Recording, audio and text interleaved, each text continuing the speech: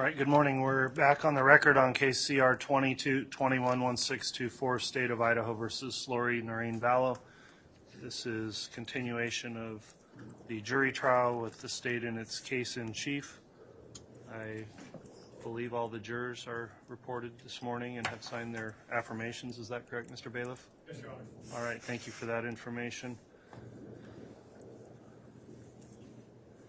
All right, Detective Duncan was testifying yesterday. Is there going to be continued examination of that witness this morning? Yes, Your Honor. I'll note on the record the state is here present, as well as the defendant and the defense team. If the parties are ready to proceed, let me know and we'll go ahead and have the jurors brought in. Is the state ready to proceed this morning? Your Honor, I think we are. We had left yesterday with a pending objection.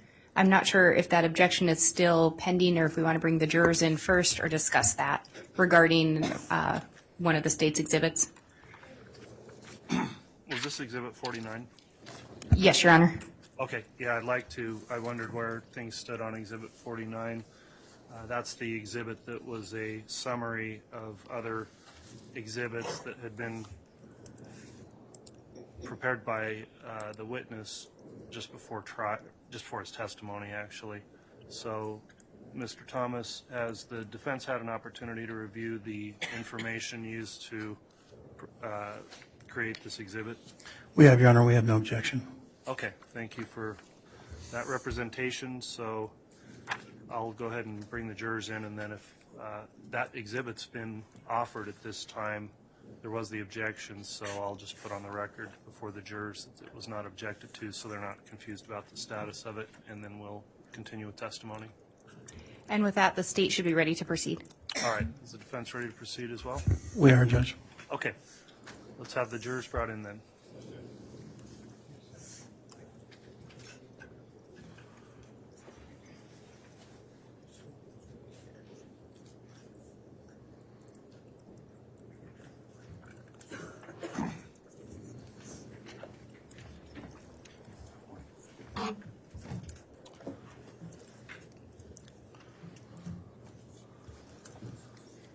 While the jurors are being lined up and brought in also, I'll remind everyone there's a courtroom conduct order in place in this case that prohibits the use of any devices to record, photograph, or transmit any sounds from these proceedings, both here in this courtroom as well as the two simulcast locations in Ada County and in Madison counties.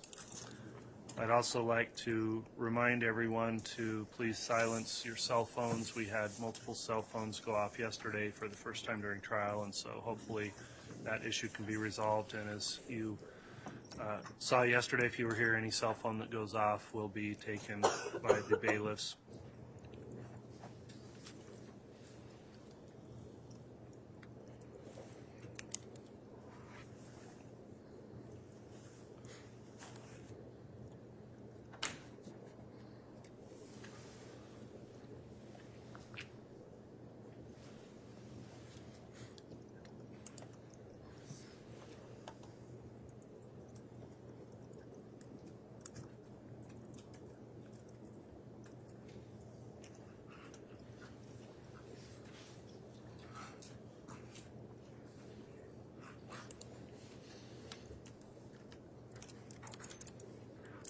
All rise, please.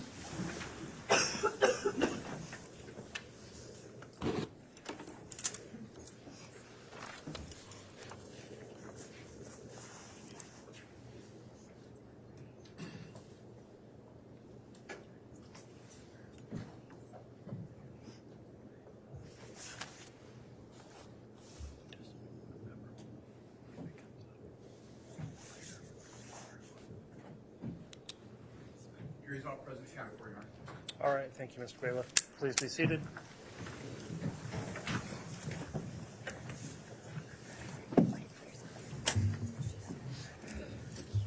And Your Honor, I apologize. Briefly, could we have a sidebar with the court just to clarify something? Yes.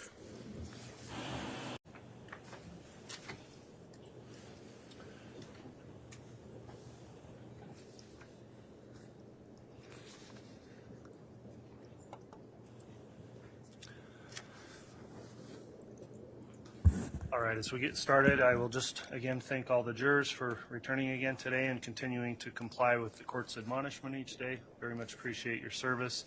I'd note that we do have Officer Duncan on the stand from yesterday. I'll remind the witness that you're still under oath for your testimony here today. Ms. Blake, you can continue your examination at this time. Thank you, Your Honor. Detective Duncan, yesterday, you may recall, we were talking about some of the investigative work that you did in January of 2020. Yes, I do. And I think you talked about going through some cellular data. Correct. Did you go through cellular data from Charles Vallow's cell phone? Yes, I did. Did you also look at an iCloud account associated with Charles Vallow? I did. In going through those, were there particular things that you were looking for? As I indicated, the information that we had, I was aware in January of a multitude of crimes that had taken place, both Charles Vallow's death, the disappearance of Tylee and JJ, the death of Tammy Daybell as well. So when I'm going through those records, I'm looking for anything of particular that would assist us in our case with Charles in Arizona, as well as looking at anything that might be helpful to those investigators in Idaho as well. Were you aware of an attempted shooting of Brandon Boudreaux as well? Yes, I was. Were you paying attention for anything that may be helpful in that investigation as well? Correct. Was your main focus on Charles Vallow homicide still at that point? The main focus on Charles was on Charles from the Arizona point, but in the same sense is we were working together with Idaho, really with the main goal in trying to find JJ and Tylee at that time, but at the same time trying to keep in the back of my head evidence needed for the Charles case, yes. And as you went through Charles' phone, did you pull out particular things in fact stand out to you? Yes, I did. And Your Honor, the state had previously moved for the admission of State's Exhibit 49. There was an objection. It's my understanding that objection may have been taken care of. All right, thank you, Ms. Blake. Exhibit 49's been offered. I believe the defense has had additional time now to review the exhibit. Is there any objection at this time to Exhibit 49 being admitted? All right, thank you. No objection, Judge. Sorry. That's right. Thank you, Mr. Thomas. Exhibit 49 will be admitted. And Your Honor, I would ask it to publish Exhibit 49 to the jury. You can do so.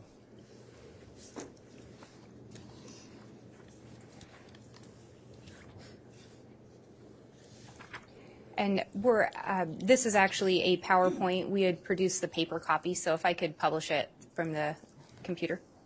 Yes. Sorry, I was not clear on that.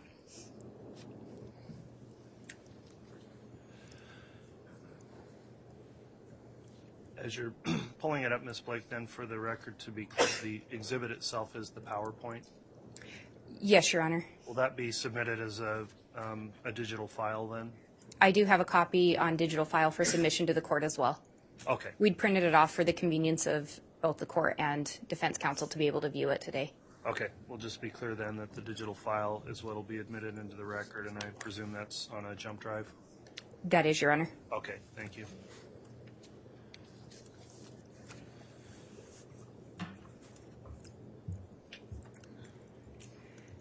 Detective Duncan, do you recognize the message in front of you? I do. And do you recall what email this was associated with?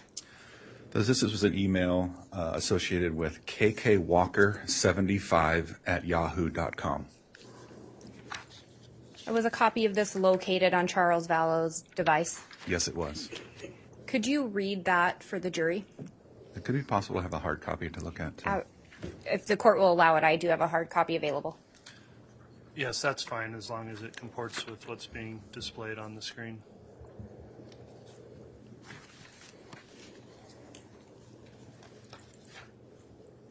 And I will indicate for the record, the printout that the detective is being handed was printed directly from the PowerPoint. Okay. With that in mind then, and obviously we can follow along with what's on the screen, I'll allow him to have that printed copy and review from that. So the email reads as follows. Hello, Chad. I hope you are doing well. This is Charles Vallow from Arizona. We really enjoyed having you stay with us back in November when you came to the Preparing a People conference. I appreciated you taking the time to talk to me about the book I've been working on. Well, more than 6 months later, I still haven't made much progress on it, but I feel an urgency to get it done. As the managing partner of Right Planning Group, I'm going to have the opportunity to speak at various conventions beginning in the fall. But everyone says I need to have a book available that summarizes my life and shares the principles I follow. So I will cut to the chase. I am willing to pay you well to help me get this book into shape as a ghostwriter. I really liked your autobiography and the tone you took in sharing experiences without preaching. Is there any way you could come here for a couple of days and help me get the book underway? I feel talking in person would be much more valuable than a phone call or video chat, mainly because I would like you to read through some of my journals and explain to me how the publishing industry works. It would help me know whether I truly have a book in me and whether you want to team up on it. I played minor league baseball and have had plenty of stories that my audience could relate to, along with the knowledge I've gained running my own company. So I do feel the book would contain valuable information even beyond the convention circuit. I'm out of town until Sunday, but I would gladly fly you down here early next week before the holiday and cover your expenses. You could stay at our guest room like before, or in a hotel if you prefer. I hate to take you away from your family, but I know this book is vital to my speaking success. I understand if you don't want to take part in the project, but I would definitely make it worth your time. With admiration, Charles. And you indicate this came from an email, kkwalker75@yahoo.com? That is correct. Did you do any kind of investigation to try to determine who the owner of that account was? So I authored a search warrant to Yahoo. I was able to obtain the subscriber information for this account of kkwalker75@yahoo.com. The name associated with the account was Karen Walker. The IP address or the internet provider address associated with the account came back to Katy, an area of Katy, Texas. Also, the phone number associated with the account came back to Lori Vallow. The date of birth on the account came back to a variation of Lori Vallow's date of birth. Was there any indication that this email account was linked to Charles Vallow? There is no indication. In going through Charles' phone further, did you locate anything regarding whether or not Charles actually sent that email? There's nothing to indicate that Charles sent this email to or from his device, KK Walker. However, he did forward this email to Adam, Lori's brother, as well as discuss the email with Lori through text messages. And looking at the next page there, Yes. are these some of the messages that you were referring to? Yes. Charles had discovered this email on June 29th of 2019. He then forwarded it to Adam and then confronted Lori about this email that was sent. Based on my observations of Charles's email or his accounts that were analyzed, like I said, there's no indication that this came from Charles' account, was created by Charles or sent to Chad. To the best of my knowledge, looking through Charles's information, he had no relationship with Chad Daybell at all. And if you could, would you read the messages on those and just indicate who they are coming to and going, Yes. they are being sent to? The first one is Charles to Lori. It was time-stamped June 29th, 2019 at 5:51 a.m. The UTC is a universal coordinated time, and the -7 is done to show that would be Arizona time. So at 5:51 on June 29th, 2019, it says, "Is he with whom you're having an affair? He did not stay with us in Arizona in November. Who are you lying to now? trying to destroy another family? You're evil, period. I may take JJ back to Houston unless you have a great explanation for all of this. I will not let him be a party to your apostasy.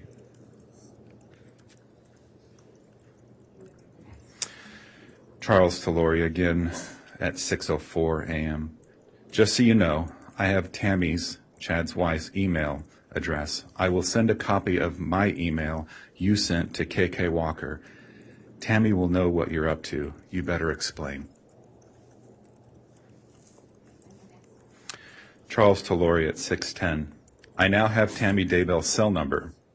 I'll text her a copy of the letter and an explanation of what you're up to. You have till noon, your time, to explain, or I'm sending via text and email to her. At 6:55, Charles sends Lori a message. I'm sure you are up by now. You have until 10 a.m. your time to respond, or I send the emails and texts to Tammy.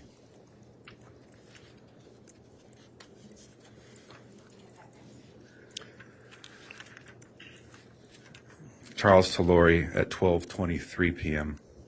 Just so you and Chad know, I am going to talk to Tammy. In person, if I have to. I've already emailed and texted her. Your game is up. Charles to Lori at 5:04 p.m. Please stop spending money on the credit cards. I appreciate it.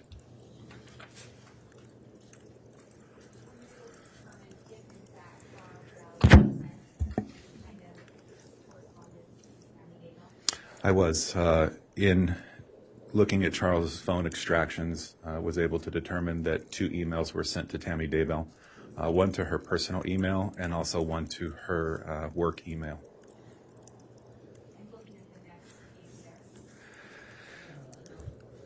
Your Honor, I apologize. I'm having trouble hearing counsel. If she could just move the mic a little bit closer. I had actually muted it, so I apologize. Okay. Thank you for saying that. Looking at that next page there, are those the emails that you were referring to? Yes, they are. And would you read those into the record? The email from Charles Vallow to Tammy Daybell at the tdaybell@sugarsalem.com would be her work email on June 29, 2019 at 9:16. Tammy, my name is Charles Vallow. I have some vital and disturbing information regarding your husband and my wife, Lori. This is your work email, so I'll wait to send you the evidence that is very disturbing. You may call or email me from the address where you can receive the information. I apologize to be the one sending this, but something has to be done. I feel it's best if I shed some light on this issue. Regards, Charles Vallow, and he provides the phone number of 714-853-5005. He sends a second email from his Charles at Wright Planning Group email address to tammy.daybell@gmail.com on June 30th at 2019 at 10:16 a.m. The subject line in the email is, your husband and my wife, and the body of the email reading, are having an affair. Her name is Lori Vallow. I've got definitive proof if you care to see it.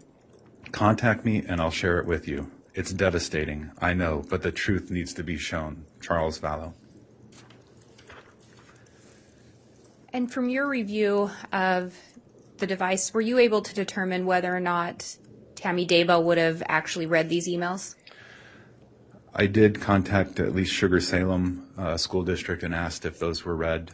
There's no indication that they were. They said they could have been deleted, read and deleted, or just deleted, but there's no indication. They do show on Chad's part to be sent, though. And you said Chad's part. I'm sorry, on Charles's part. Apologies. Were you able to determine whether or not there was any communication from Charles Vallow to Chad Daybell? Yes, on the 29th of June, 2009. The PowerPoint actually is 209, should be 2009 at 9:32 a.m. Charles sends Chad Daybell a message at chad.daybell@gmail.com. The message reads, Chad, I'm Lori's husband, but I gathered you already knew this. She sent an email yesterday, supposedly written by me to KK Walker, inviting you to Arizona next week and to ghostwrite a book I'm supposed to be working on, or supposedly working on. It's preposterous. I happened to run across it as she left her computer at our Houston home. I am not paying anybody for anything and I'm not writing a book. Either you or Lori need to tell me what's going on, or this will be exposed for all to see. Regards, Charles Vallow. And again, leaves the number 714-853-5005. Goes on to read, and does your wife know you have several of Lori's dance videos? Explain how that is any way appropriate. She sent them to you at your request in January. Charles. Were you able to locate any response from Chad Daybell to Charles' email? There was no response.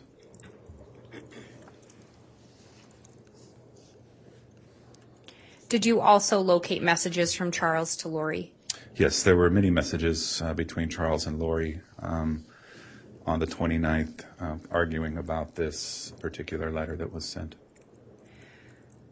Do you also recall the next slide locating that message on the phone? Yes, I do. And could you read that message? The message from Charles to Lori on June 30th, I believe that should be 2019, of 0842. Lori, I know you don't care how I feel, but just imagine this. How could my actions or breaking your heart result in what you've done? You accuse me of infidelity, but it's you who have been having an affair. It just keeps killing me. Maybe that's your goal. How can you live with yourself destroying our life, Mel and Brandon's? Probably Mel and Brandon too. Now add Chad Daybell family, and you've got a home run. The fact you will continue to go to the temple after all you've done shocks me. There really is something wrong with you. I really don't want to do what I have to do, but you have to be exposed for what you really are. You won't even deny it or talk to me as to your reasons. That's what's amazing to me. You could ally some of what's about to happen, but I don't think you will. Lying has become second nature to you. You have been impressive in blaming me for all that's happened. You have destroyed me. I've never been lower in my life. It's you that has done it. Please tell me why, please. I will slow or minimize what's about to happen. It's you who has caused it. We have a son to raise, but that's all we have in common. I will work with you in his best interest and will be there Monday evening. You owe me an apology for all the false accusations you've made. You know, I've been entirely faithful to you since the first day we met. I deserve an apology from you. Please respect that much. And you indicated that message when you located it would have been sent on June 30th of 2019? Correct. From your review of Charles' phone, did he appear to be trying to work on his relationship with Lori? In reviewing Charles's phone, there was a lot of, obviously, frustration and anger that he would start with, but then he would come back to a loving, gentle side and wanting to work things out and be more reasonable, if you would. Was Lori always responsive to his messages? Not always. In this particular case, there was I didn't see any denial or acceptance of the particular email that was sent, but they would still converse with each other. And looking at the next page there, are those also additional messages that were located? Yes. The additional messages going into July 1st, 2019 at 10:31. Charles to Lori, I'm going to Idaho first to meet with Tammy Daybell. Lori responds to Charles a minute later. She won't see you. She is my friend. She won't listen to you. Go ahead. You are ridiculous. Are you coming to JJ for the 4th or not? Charles responded to Lori July 1st, 2019 at 10:37. Then you tell me why you used my name and fictitious email to send a BS email about a book I am having him ghostwrite for me. It's fraud and a lie. There's no reason for it other than to get him in Arizona and have an excuse for his wife. Charles to Lori, July 1st at 10:38. You did this. I had nothing to do with it, and you know it. Also, he did not stay with us in November. I will find out. And those messages are sent on July 1st of 2019? That is correct. And when did you respond to the report of a shooting? We responded to the report of the shooting on July 11th of 2019. And just to remind the jury from yesterday, when you arrived, Charles Vallow was in fact deceased? Yes, he was. Looking at that next page, did you also locate those messages on Charles' device? We did, yes. And can you read those messages? This would be the July 11, 2019, shortly before the murder of Charles Vallow. At between 7:35 and 7:37 in the morning, Charles sent Adam Cox a message that says, "Al is here." Adam responded, "At Lori's." Adam then states, "Really? I wonder why he never called me back." Adam said, "They are planning something." Charles responded, "Absolutely." Adam then responds, "I was supposed to spend the night at his house last night. She probably blocked that." And then Charles responded, "What you do is up to you." After that message, are there any other messages from Charles to anyone? After that message, there are no other messages. There are messages sent to the phone, but nothing was read by Charles at that point. And those messages took place on July 11th, 2019, between 7:35 a.m. and 7:37 a.m.? Correct. And in addition, Charles' phone had his location services on, and the location... Your Honor, I'm going to object. This is non-responsive to a question. He's adding. Thank you. Were you able to determine anything else from Charles Vallow's phone? Yes. And what was that? Charles had his location services on, and the location of that device at the time those messages were sent was at the 5531 South Four Peaks Place in Chandler, where the homicide took place.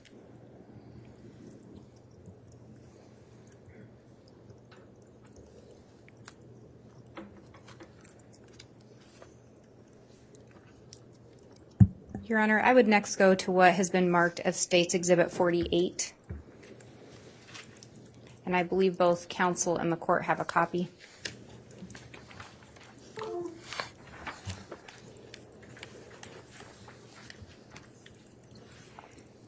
And Your Honor, would you like the jump drive marked with an exhibit sticker as well to match the paper printout? I think that would be helpful, yes.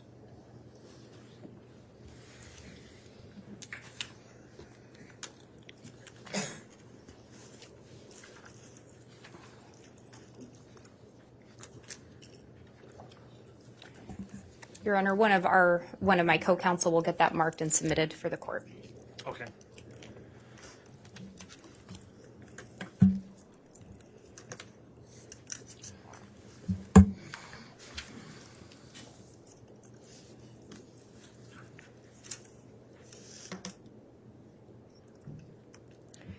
And Detective, I believe you've been handed that exhibit. Yes, ma'am. I believe it should be Exhibit 48. Is that what it says on the back?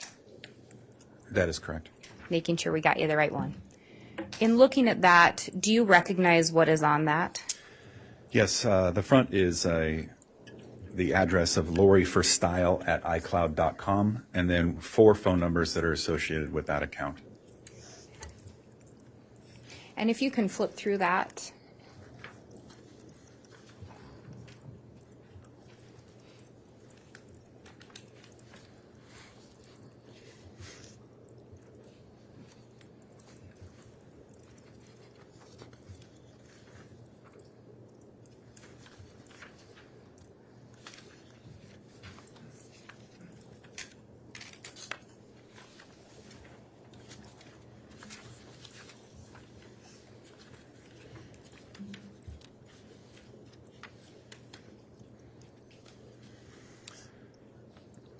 just wanted to make sure. So the first 4 pages are the Lori for Style, and then or 5 pages, and then it breaks into a different iCloud account. Do you want those separated or all together?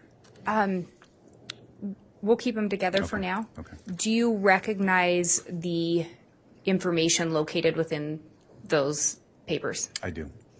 Do you recognize that as information that was located from a search that you did? I do. And what accounts were you looking at? So as indicated before, the first count I was looking at is Lori for Style at iCloud.com. When looking through the Lori for Style iCloud and examining the data from that iCloud account, I uncovered the iCloud account of Lollytime at iCloud.com. Did you also look through phone records for Ms. Vallow? Yes, I did. And is some of the information in that slide indicative of, and I can actually point you to the page number.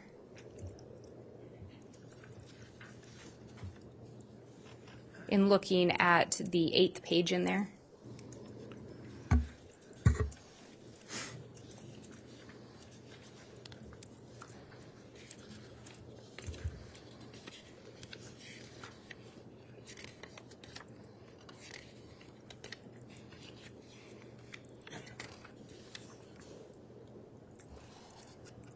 That is correct. And would that be information that you had found through a search of the phone records? Yes. Your Honor, the state, well, let me ask this. In looking at these, and did you assist in preparing these? Yes, I did. And are these helpful as a summary for your testimony here today? Based on the amount of data in the iCloud accounts, they are very helpful, yes. Given that, Your Honor, I would ask for the admission of State's Exhibit 48. Any objection from the defense?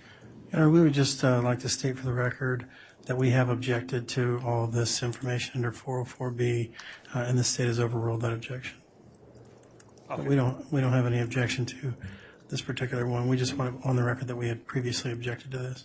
All right. The court would note that there has previously been determinations made on the state's request for evidence under 404B. The court did make a ruling on that at a hearing on February 22nd of this year, and for the reasons incorporated in that decision, it was determined this could be submitted under 404B. In terms of the summary that's been offered as Exhibit 48, without further objection, then the court will admit Exhibit 48. Your Honor, similar to the last exhibit, there also is a electronic PowerPoint presentation that has been put on a jump drive. We will also mark that and submit it to the court, but we would ask to be able to publish it to the jury at this time. Okay. With it being admitted, then it can be published, and we'll keep the actual exhibit will be the PowerPoint digital file on the jump drive.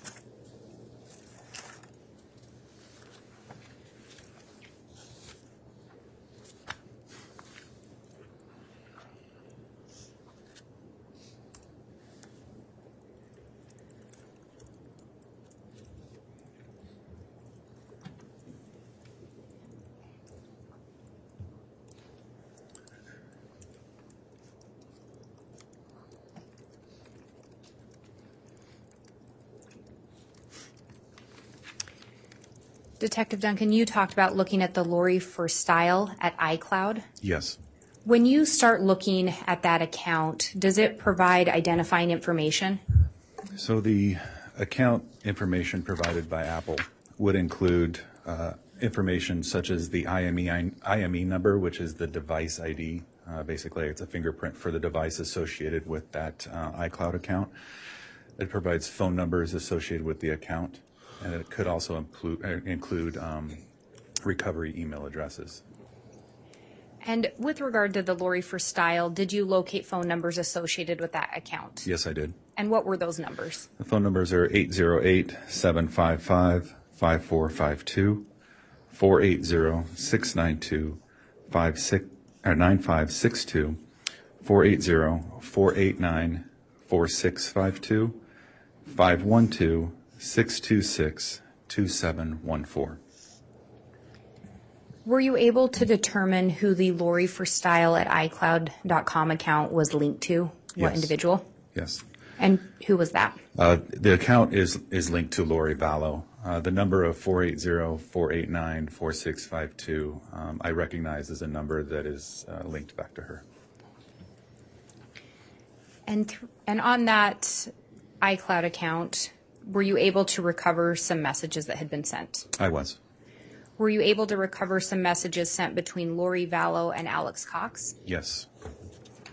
And looking at that second page, do you recognize those messages? I do. And could you read those, including the dates, into the record? On 3/9 of 2019, Lori sent Alex a message that says, apparently it is tied to Ned being gone, hopefully today or tomorrow. The following day, 3/10/2019, Alex sent Lori a message, love you too, have fun, and get rid of Ned already. 3/26/2019, Alex sends Lori a message, Ned is still alive, just confirmed. Lori responded on the same day to Alex, it's not Ned, and it's a new one. Through your investigation, were you able to determine who Ned was that they were referring to? So at the beginning of this investigation, or in the following weeks, I apologize, the following weeks, we were informed that Charles was possibly murdered as a result of being a dark spirit or a zombie. We did receive information that, and through Charles's contacts and conversations with especially Lori, he mentioned that she would refer to him as Ned or Garrett. So those were names. Through the investigation, we found out that Charles was being referred to, or the spirit in Charles was being referred to.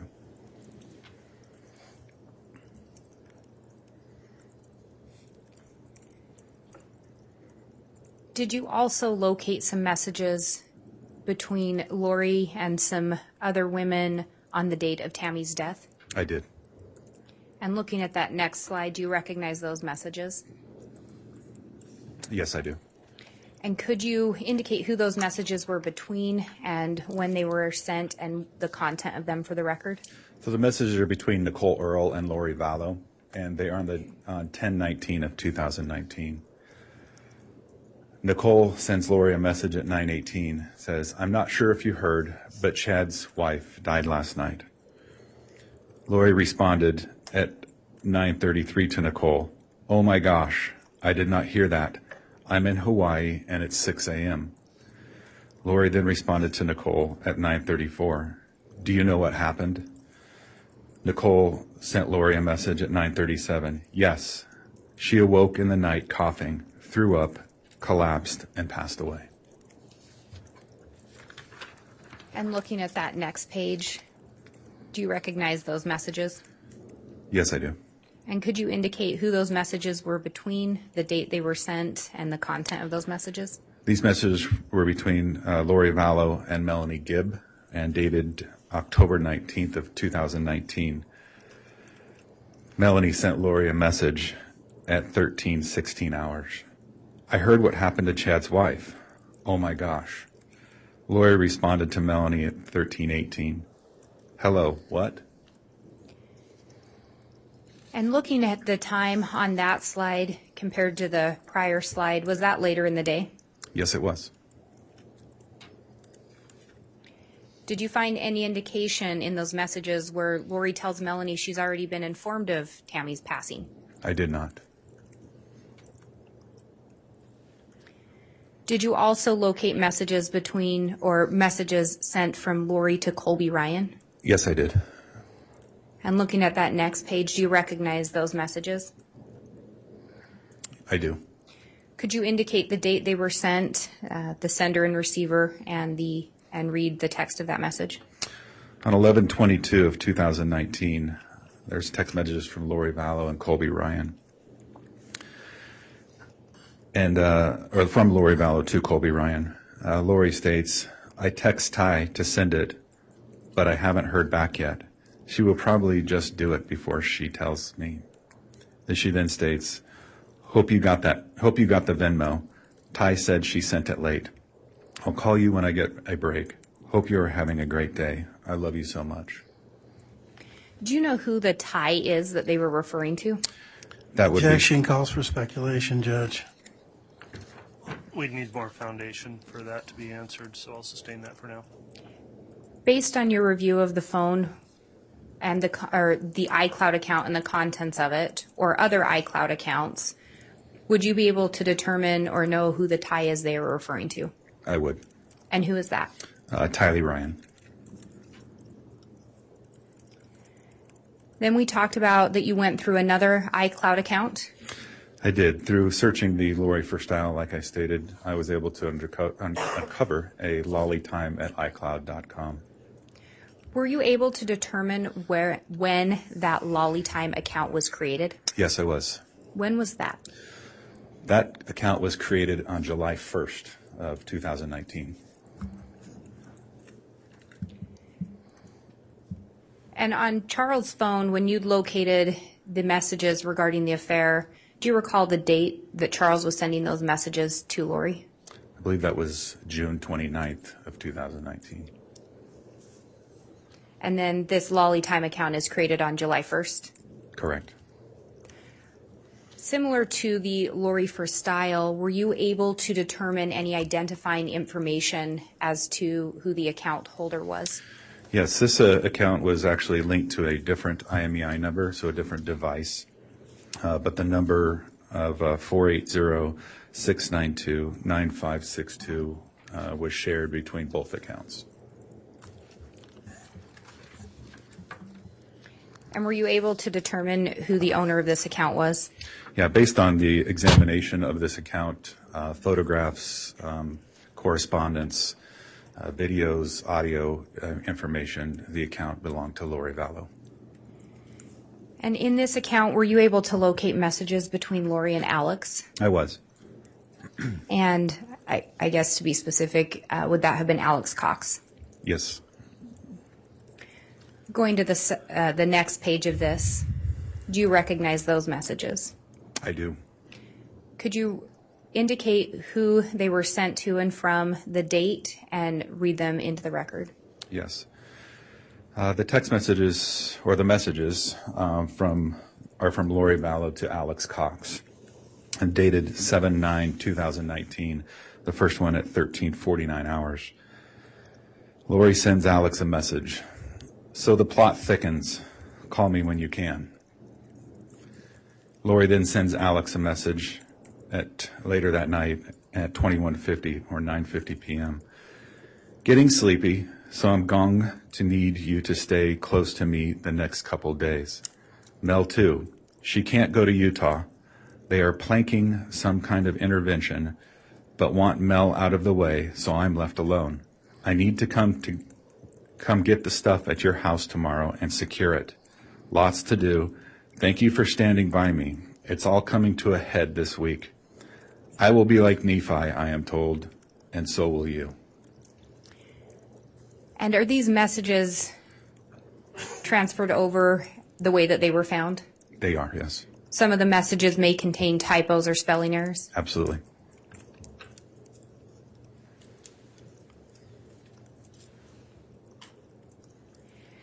When you're looking at different accounts and different devices, are you sometimes looking for the lack of information? Yes, absolutely. Do you compare different information found from one device to another or one account to another? Yes, And did you in fact do that in this case? I did. And looking at the next page,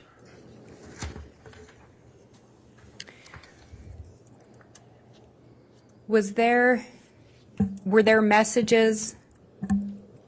Let me back up. Was there evidence of messages located in Lori's phone that did not appear in the iClouds? Yes, there was. And looking at this and at this page, were there any that drew your attention? Yes, there are. And could you indicate what those are?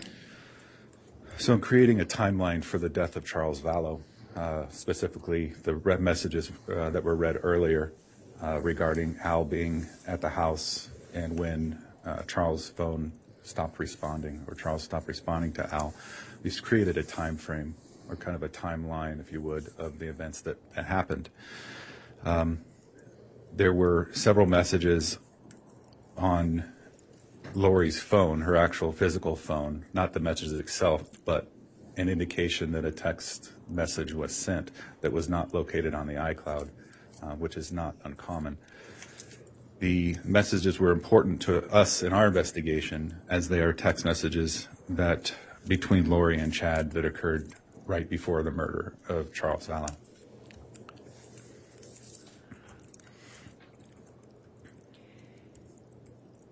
Did you also locate additional communications between Lori and Chad on that iCloud account? Yes, I did.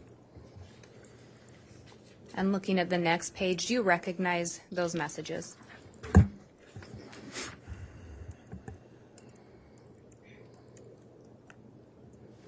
I do. And could you indicate who was the sender, the receiver, the date, and read the message into the record? Yes.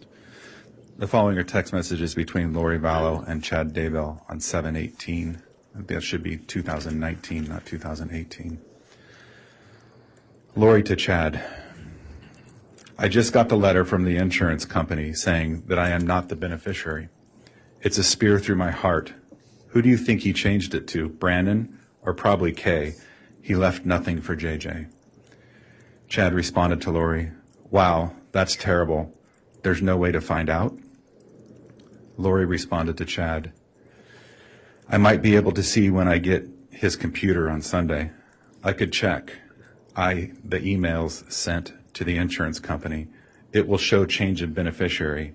He must have done it recently. Chad responds to Lori, it seemed you would have had to agree to the change. Maybe your name was forged.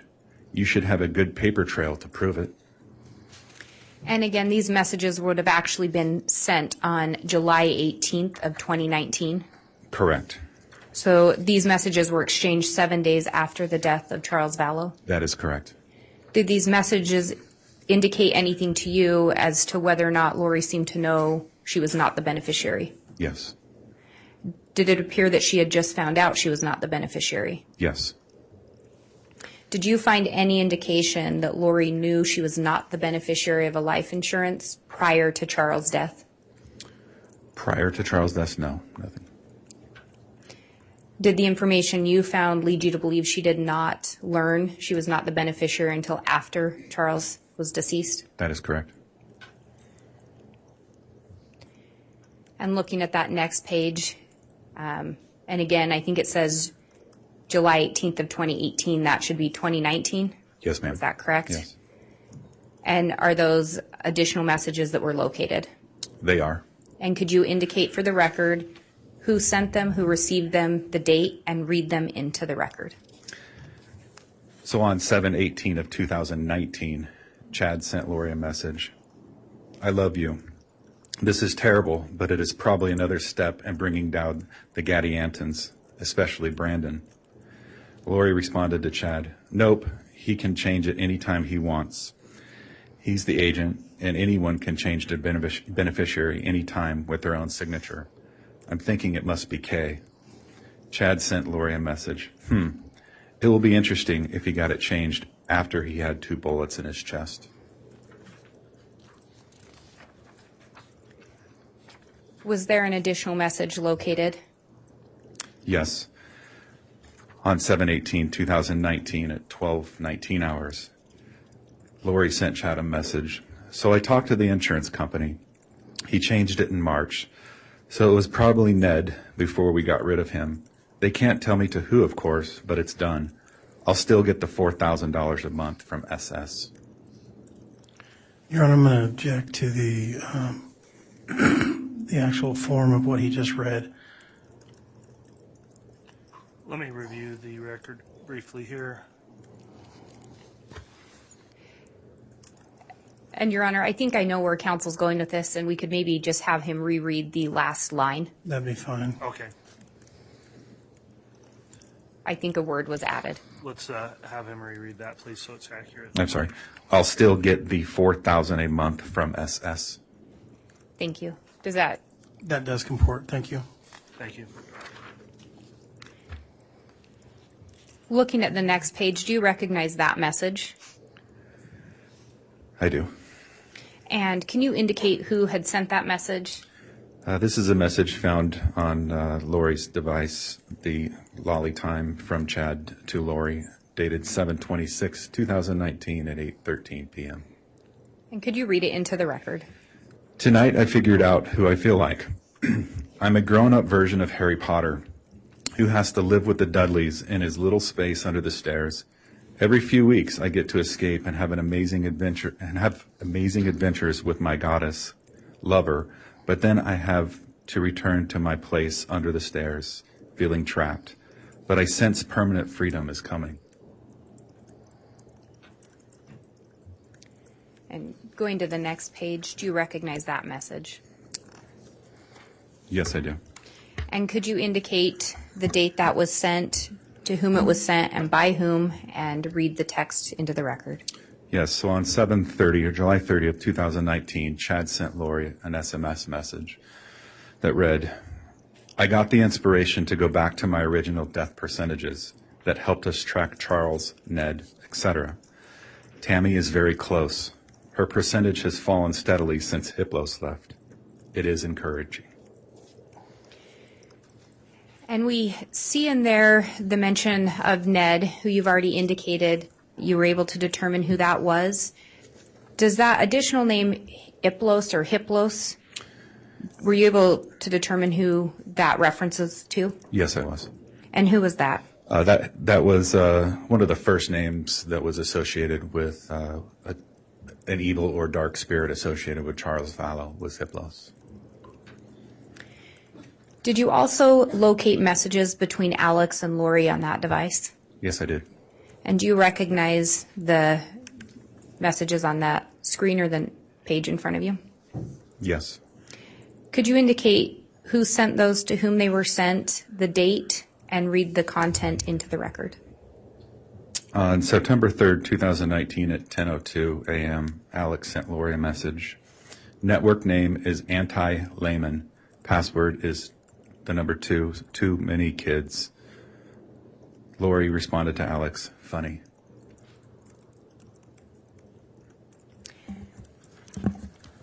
And this was sent on September 3rd of 2019. Yes. To the best of your knowledge, were Tylee and JJ missing at that point? Yes, they were. On September 3rd, were they missing? September 3rd, I'm not sure the exact date when we started looking for them. I'm not sure You became involved in the investigation a little later? Yes. Would it have surprised you to learn that they were last seen later in September, Tylee on September 9th and JJ on September 22nd? And I'm object to the form of the question. I believe that, well, you know what, I'll just withdraw it. Okay. You know, I'm not sure the exact day that they went missing in this case, but like I said, I did pick up this investigation later on in January.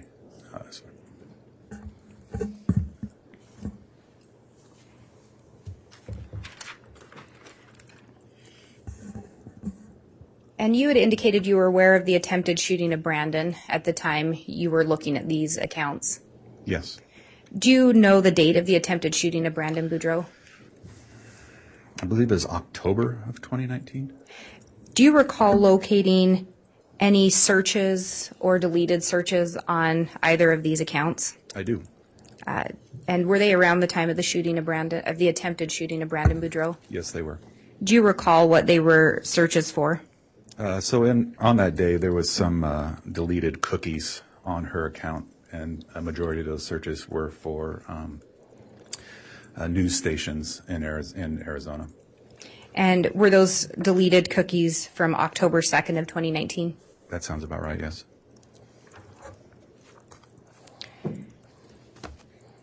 As part of your investigation, did you also review phone data from an individual named Zulema Pastenes' phone?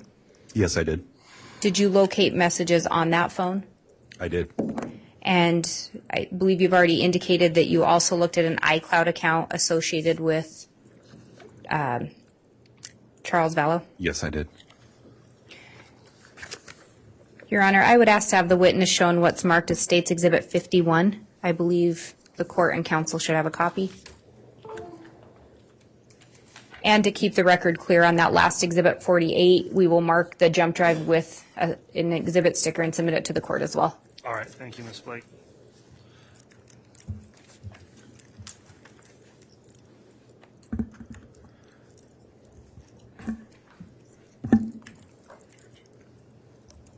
And can the witness be shown that exhibit? Yes.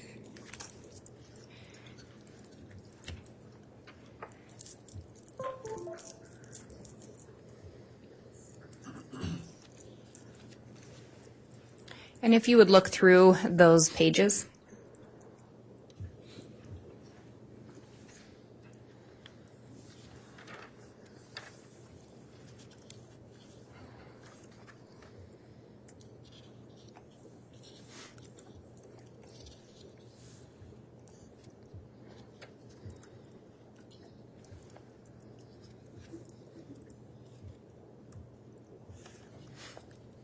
Okay. And do you recognize those? I do. And are those, in fact, messages that you located during your search of Zulema Pastenes' phone and Charles Vallow's iCloud account? That is correct.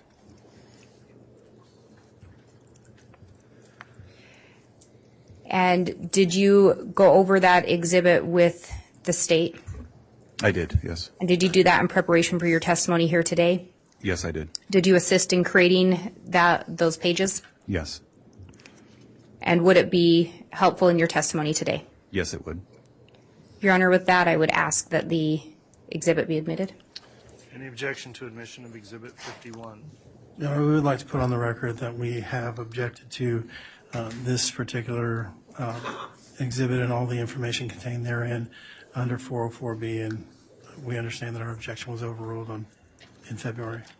All right, thank you, Mr. Thomas. So the court has previously made a ruling under the 404B rule that this evidence is admissible for purposes of trial.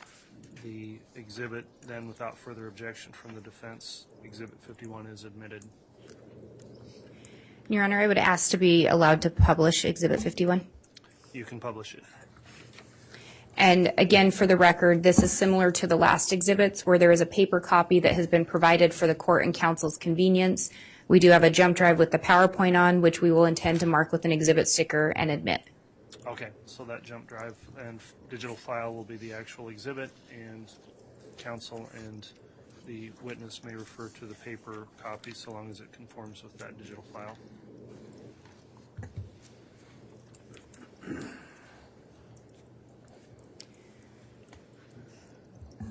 Detective, do you recognize the messages on the screen or on the paper in front of you? I do. And do you recall if those were located from a phone extraction on a device belonging to Zulema Pastenes? Yes, they are. Could you read could you indicate who sent the message, who received it, the date, and then read the content of the message into the record? Yes, the first message from Lori Vallow to Zulema Pastenes, dated May 29th, 2019 at 10:32 a.m. Perfect. I found out there are 4. One is a level 4 entity. His name is Hiplos. The H is silent.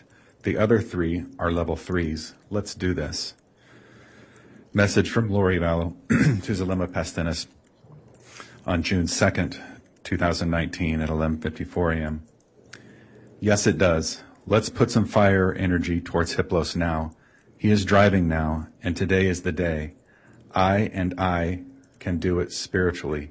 Let's go to him and hover over the truck till we do it. Are you ready?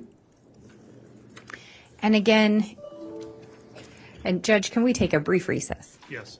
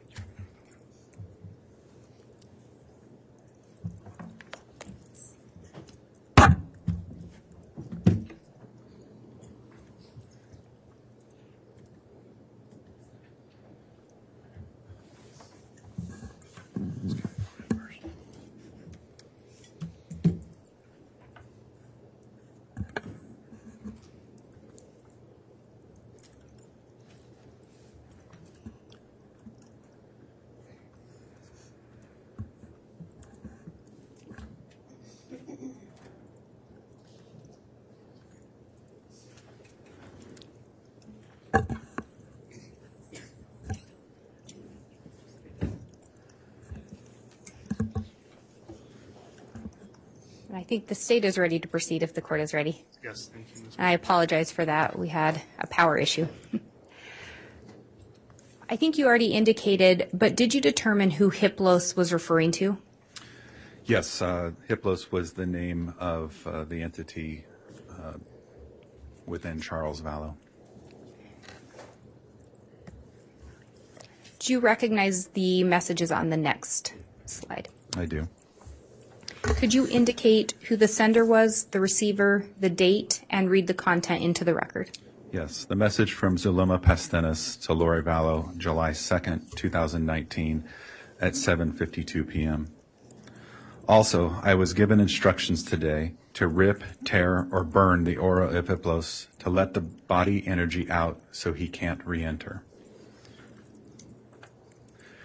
The next message is from Chandler Daybell to Zulema Pastenes on July 2nd, 2019 at 8:35 p.m. I am very happy to find out these estates. You and Lolo have doing amazing work. Mother Earth is so grateful to you both. Thank you as well for your help with Hiplos. He is so very close. Chad Daybell message to Zulema Pastenes, July 13th, 2019 at 9:57 a.m. Hi, Zulema. Yes, I would be happy to give you a blessing, possibly this evening or tomorrow. It is crazy about Charles, but such a relief. And in that second message, through your review of accounts and phone records, were you able to determine who Lolo would be referring to? Yes, I was. And who was that? Lolo was a nickname for Lori Vallow. And that last message was sent on July 13th of 2019? Yes, it was. And Charles would have already passed away at that point? That is correct. Do you recognize the messages on the next slide? I do. And could you indicate who they were sent from, to whom, the date, and read them into the record? Yeah, the following messages were between Lori Vallow and Zulema Pastenes on June 2nd, 2019. The messages range from 11:55 a.m. to 12:42 p.m., and they read as follows. Zulema to Lori. I'm ready. Lori to Zulema. Let's go now. Zulema to Lori. That is powerful. I'm still sending fire. Lori to Zulema. Yes, it is. I am blinding him with light. Zulema to Lori. Ooh, that's awesome. Lori to Zulema. I'm feeling it big time. Raphael is with us. Zulema to Lori. I feel him. Lori to Zulema. Did he leave? Zulema to Lori. I can't see him. I felt like I was chasing him because I saw me running after someone. Lori to Zulema. Get him. Zulema to Lori. Oh, I'm chasing. Lori to Zulema. You are amazing, lady. I love you. Zulema to Lori. I'm tired now. LOL. Lori to Zulema. Me too. I'll keep the light, abs, fire, gong till he's gone. Zulema to Lori. Me too. I'm still sending it. And with these messages that we've gone over today, including this one, are there sometimes emojis attached to those messages? Yes, they are. And these slides did not contain the emojis that were present in the originals, is that correct? That is correct.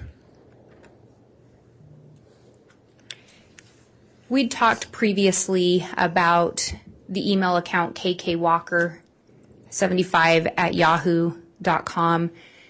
Did you locate additional messages linked to that email? I did, yes. And do you recognize the message on the next slide? Yes, I do. Can you read that into the record?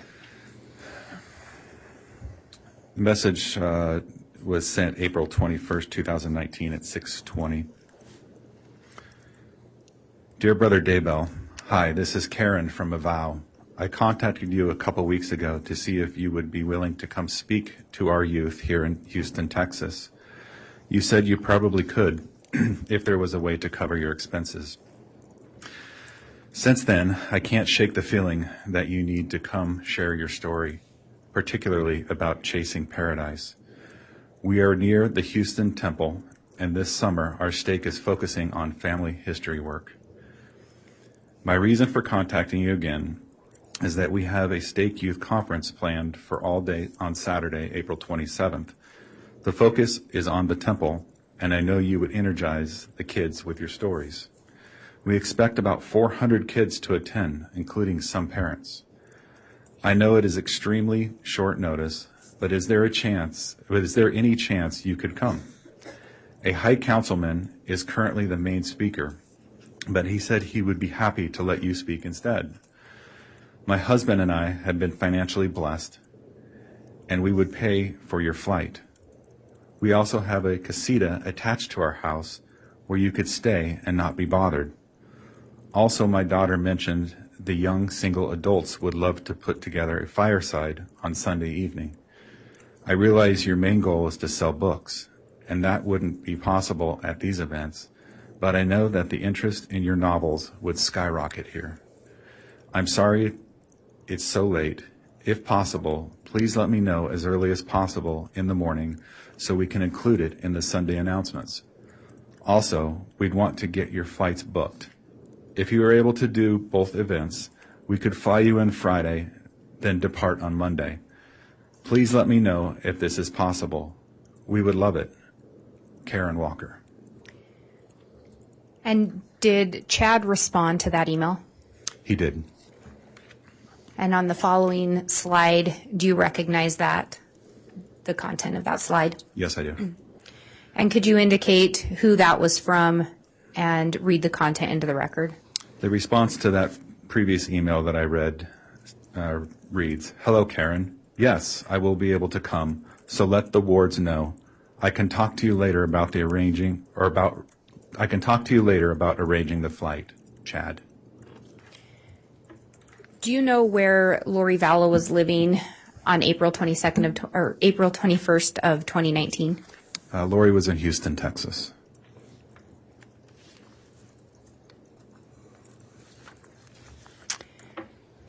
When you did your review of these messages, or of these devices and these accounts, did you pass your findings on to other law enforcement? I did, yes. Did you share the phone extractions with other law enforcement? I did, yes. If I can have just a moment.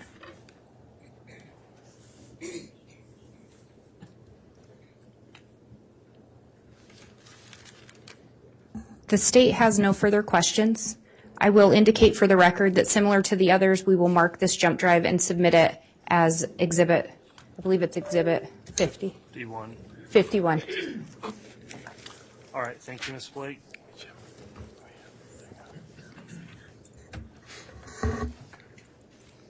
Mr. Thomas, are you going to be conducting cross-examination? I will, Your Honor. If I could have just a second. You may.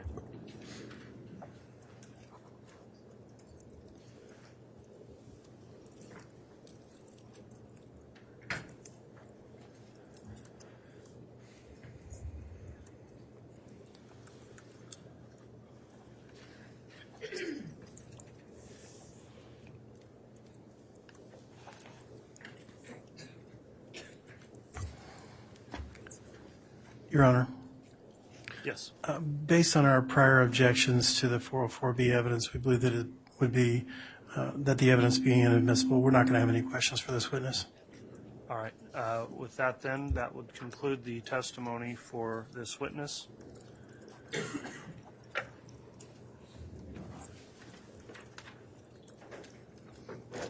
Your Honor, may this witness be excused? Any objection to excusing this officer? No, Your Honor. All right. The witness can be excused. Thank you for your testimony. And, Your Honor, it's my understanding that we'd like to approach briefly if we could. Very well.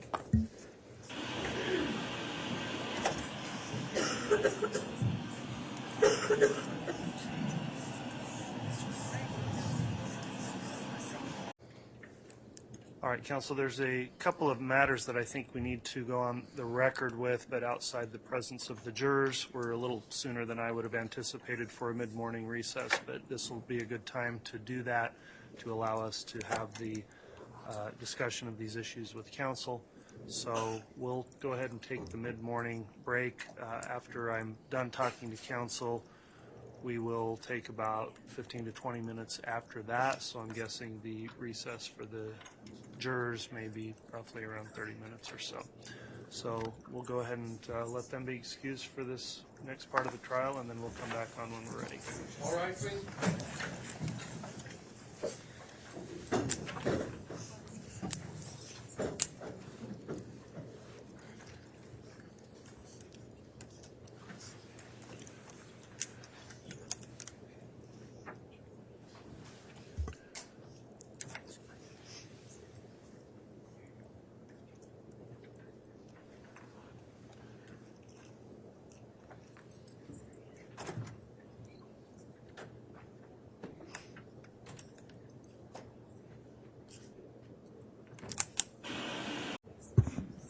Judge, I believe we have another matter that's being handled by Mr. Rammel, and we may be able to proceed with that while we're waiting to obtain that additional information requested. Okay, that's fine then. Let's go on the record for this next issue.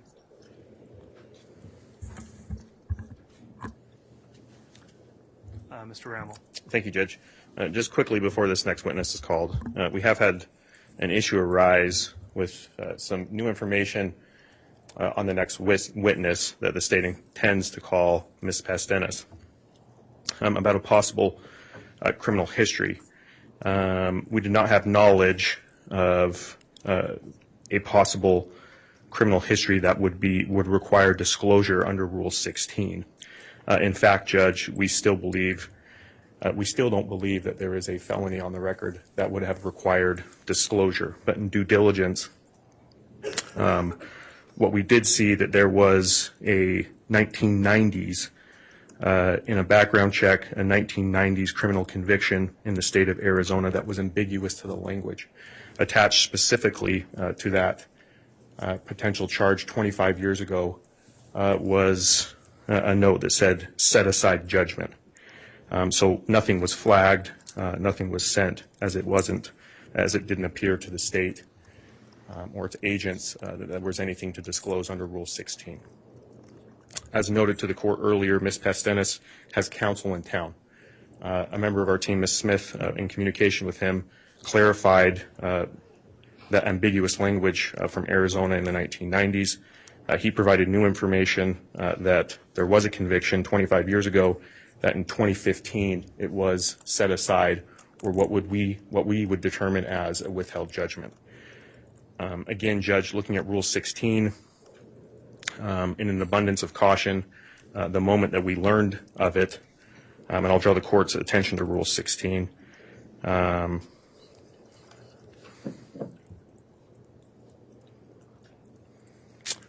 Rule 16B2, a felony conviction that is within the knowledge of the prosecuting attorney.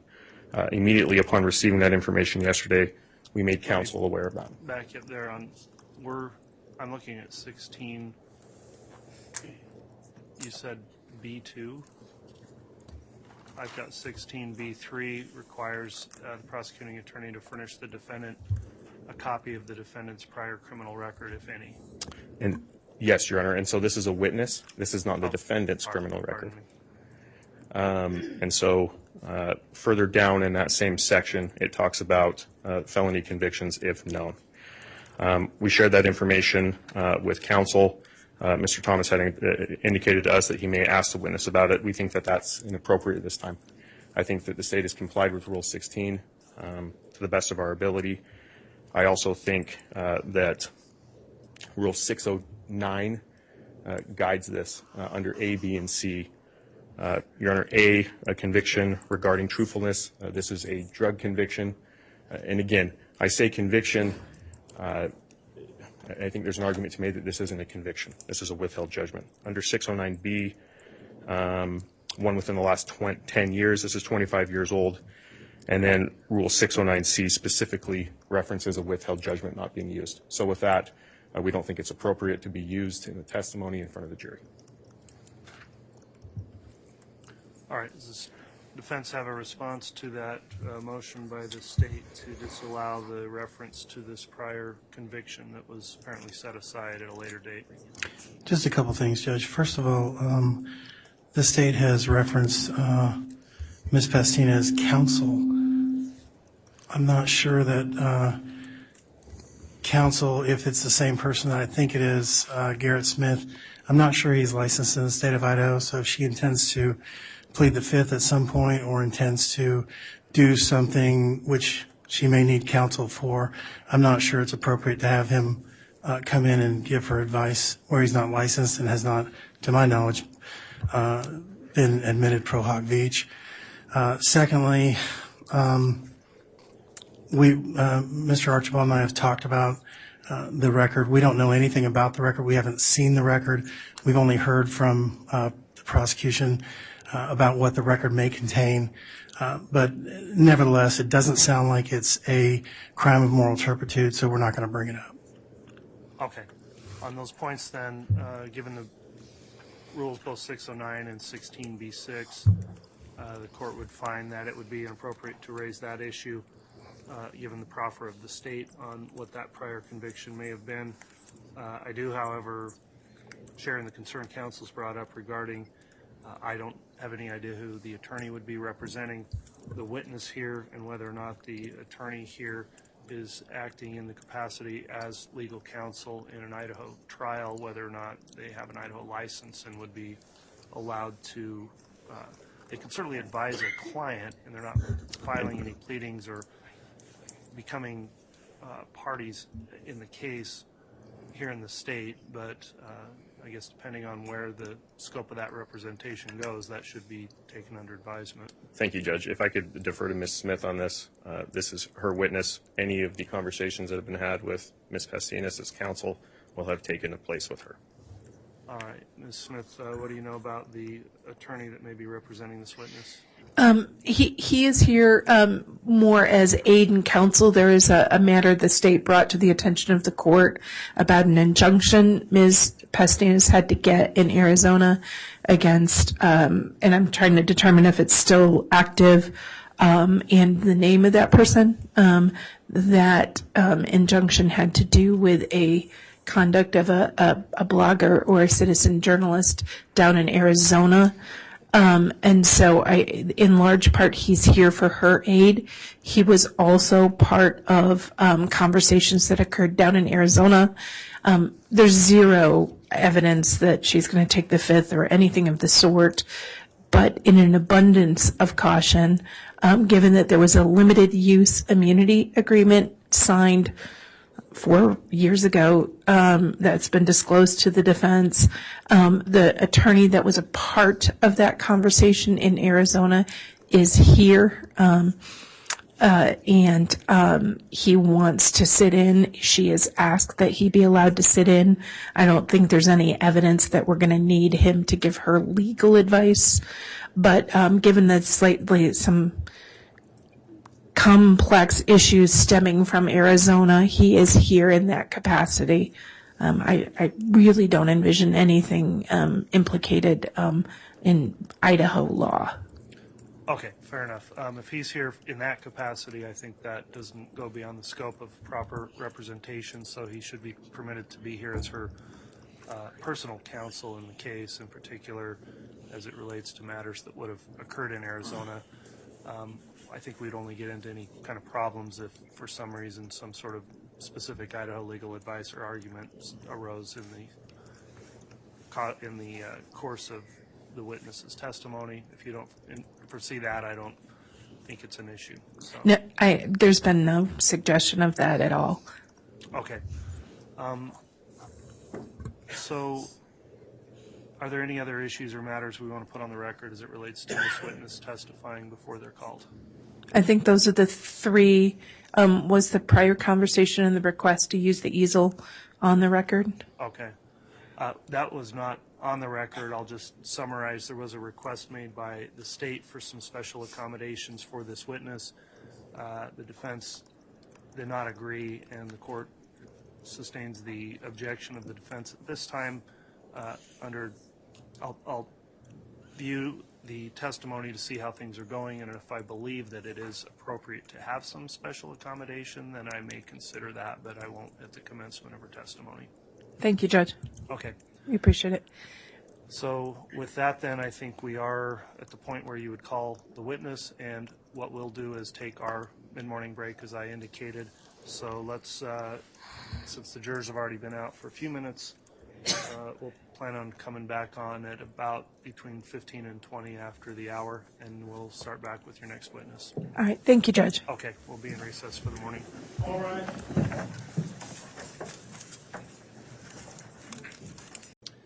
All right, let's have the jurors brought back in, and then the state can call its next witness.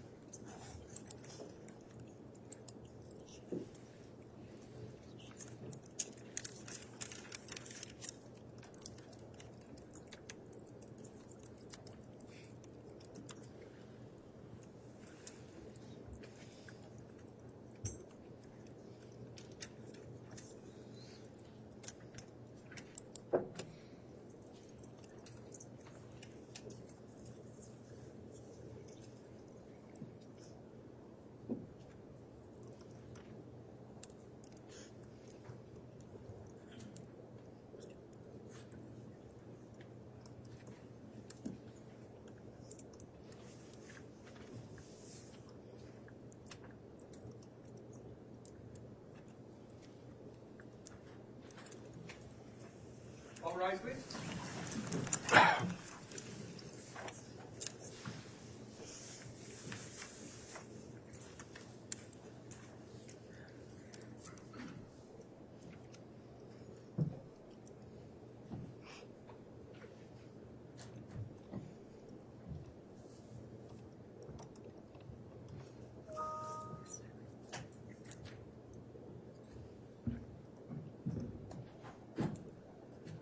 Jury's all present, accounted for, Your Honor.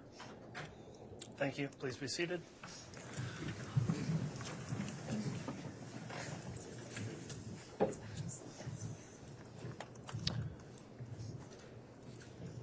Okay, we're back on the record on CR 22-211624, State of Idaho versus Lori Vallow. The state's continuing with its case in chief presentation. Ms. Smith, if you'd like to call your next witness, you may. Thank you, Your Honor. The state will call Zulema Pastenes. Very well.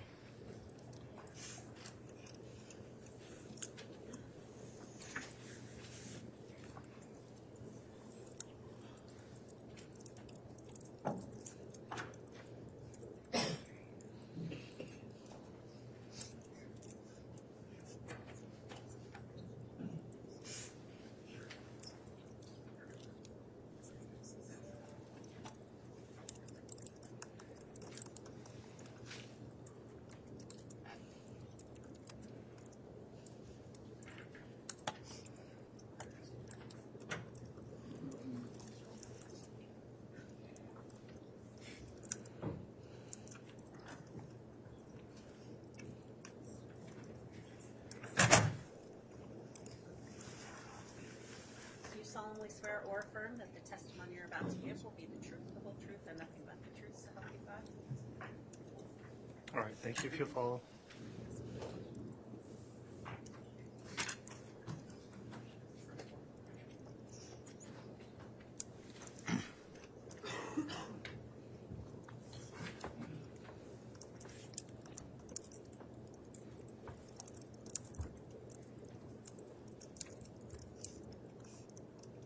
All right, before we get started here, I'll first advise you, Ms. Pastenes, to please make verbal responses to any questions so that we can keep a clear record.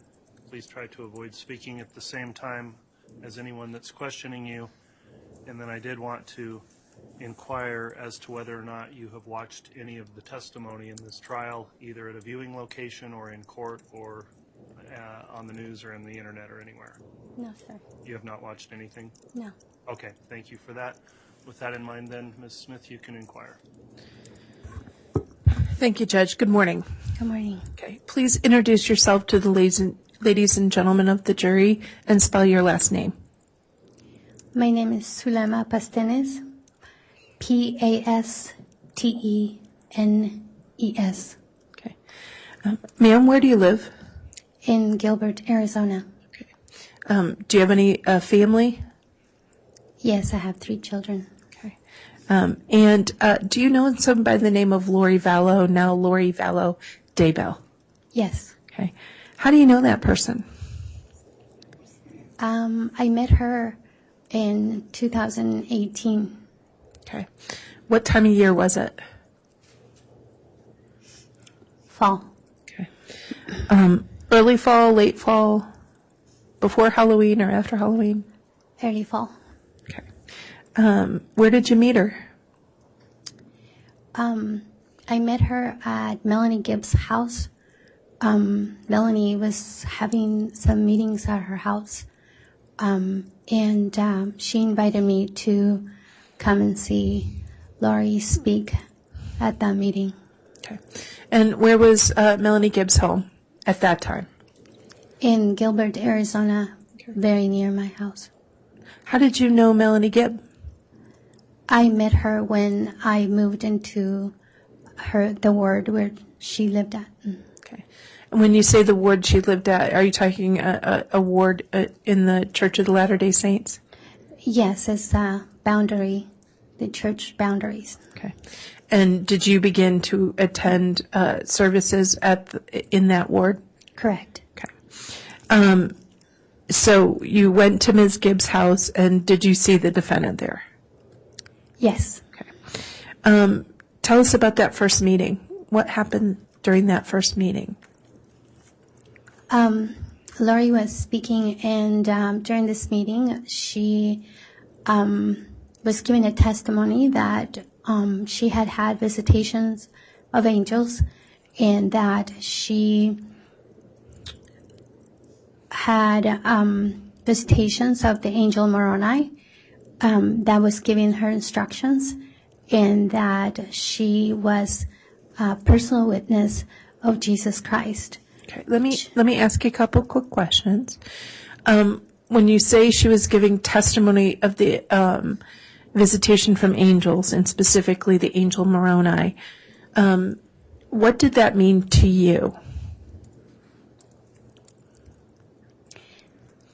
When someone is getting such visitations from a heavenly being, it would mean that this person has a very high spiritual standing, someone who is very righteous, and is just, I guess, spiritually above other people. So during Ms. Vallow's testimony at the group at Ms. Gibbs' home, did you hear anything else? I thought you said something about a witness to Jesus or Jesus Christ. Yes. What does that mean? So that would mean that you actually have a personal conversation, physical conversation with Jesus Christ. Okay. And what significance did that have to you?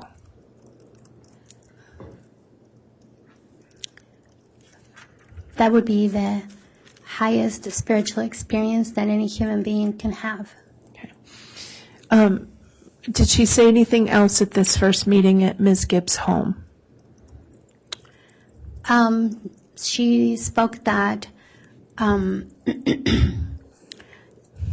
there were angels that were putting names in the computer for her to do family work in the temple for them. At this meeting, did you believe her? Yes. Okay. And after the meeting, did you proceed to speak with her again? Yes. How did that happen?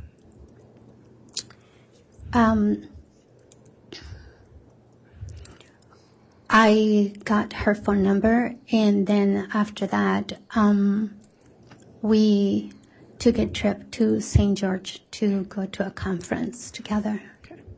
So between the time you met at Melanie Gibbs' house and the time you went to, did I hear St. George? Correct. And is St. George in Utah? Yes. Okay. So between those two time periods, did you have any communication with Ms. Vallow? How'd you set up the trip to St. George? Through text and calls. Okay. During the text and the calls, did you develop begin a friendship with Ms. Vallow?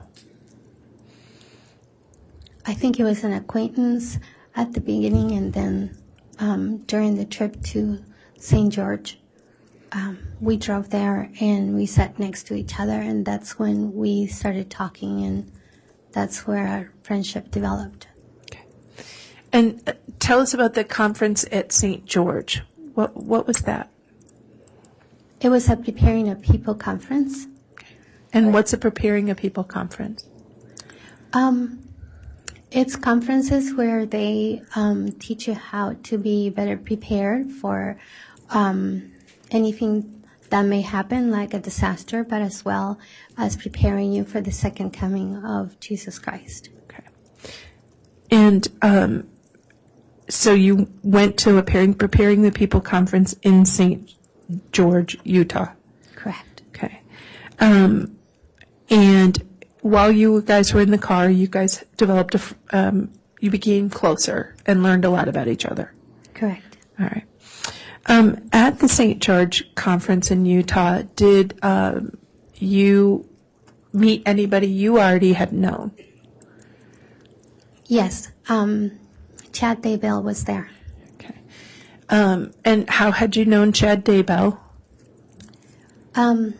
There was another Preparing a People conference in Mesa, Arizona in July of 2018, and I had briefly met him there while I purchased a couple of his books. Okay.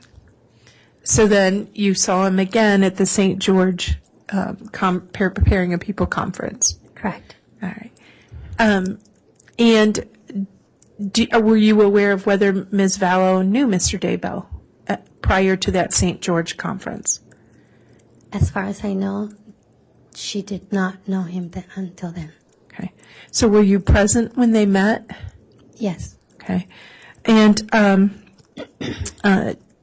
during that conference, how did the conference proceed for you?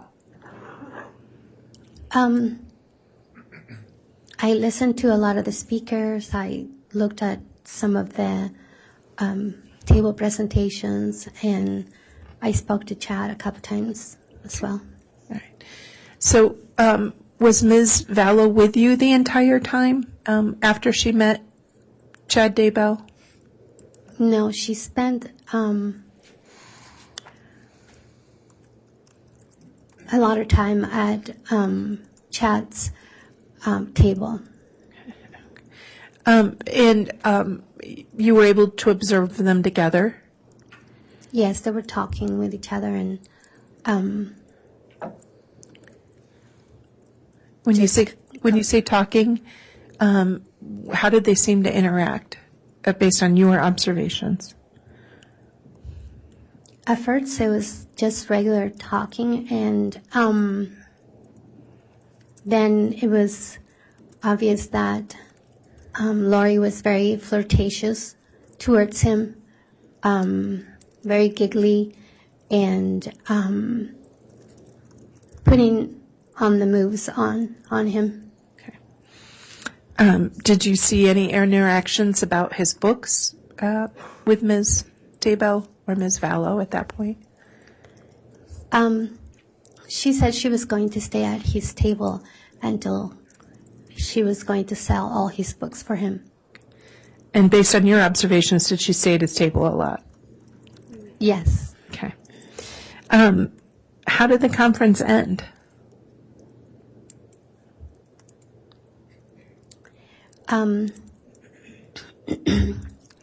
We helped Chad pack up his table, and I think he only had perhaps maybe one box left of books. He has sold the rest, and we helped him put all his stuff in his car, and then he left, and then we went to the house where we were staying at. When you say we, who was in the car? It was Melanie Gibb, Lori, two other ladies that were the ones that were driving, and I. Okay. Was Ms. Vallow in the car? With us, yes. Okay. Now, during that ride back from Utah to Arizona, were there any conversations with the defendant? Yes, Lori was driving, and she, Melanie Gibb and I were in the back seat, and she wanted us to look at certain scriptures and then to search the scriptures for who James the Less was. Okay. And did you, who was James the Less? He was one of the apostles when Jesus Christ was on the earth. Okay. Why did she want you to look up who James the Less was? At the time, I didn't know why she was asking us to do this, but later on I found out that Chad had shared with her that in a previous life, him and, meaning Chad and Lori, had been married to each other, and during that time he had been James the Less, and she was his wife, and I believe her name was Elena at the time. Okay. So that was in a previous life. Make sure I understand. You learned from Ms. Vallow that she had been told in a previous life, Chad was James the Less. Correct. And she was his wife, Elena. Correct. Okay. But at the car in the car ride back from Utah to Arizona, she just had you looking up James the Less. Correct. All right. You said she had you looking up other scriptures or principles. What others did she have you looking up? She had us look up Doctrine and Covenants 7711, which speaks about the angel that is going to gather and set apart the 144,000. 144,000? Yes. Okay. And I said, what did you say that passage was? I want to make sure I have it correct. Doctrine and Covenants 7711. Okay. And that was a passage about the angel who is going to establish the 144,000 in the last days. Do I have that? Correct. Okay. And prior to this conversation in the car where she's asking you to look this passage up, in the text or conversations you'd had with her, had she mentioned the Doctrine and Covenants 7711? No. Okay. Did she tell you why during this trip she wanted you to look at 7711? No. Okay. Did you look it up for her? Yes. Okay. Did you read it and discuss it? Just read it, no discussion. Okay. Did you talk about any other passages that you can remember in that car ride? Not that I can remember. Okay. Now, let me ask you, at the conference, were there any photographs taken? Yes. Okay. Your Honor, I'd like to hand to the witness, and I apologize on the exhibit list. I decided to split the two exhibits up. The exhibit list we sent out earlier has this all lumped into 52. We have an updated exhibit list printing for the court, but the exhibit list it states exhibits 53A, 53B, and 53C, copies of which have been given to both counsel and provided to the court. And I apologize. We'll get you an updated exhibit list, Judge. I meant to do that at the break, and it got away from me. Okay.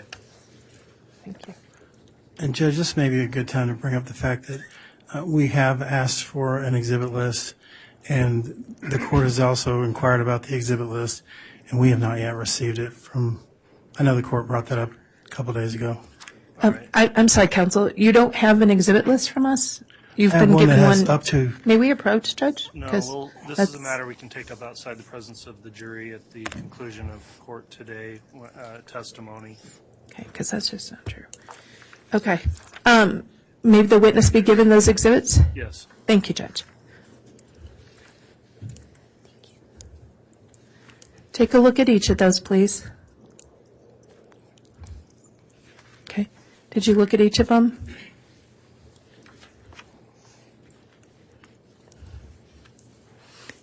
We need to hear you. Yes. Okay.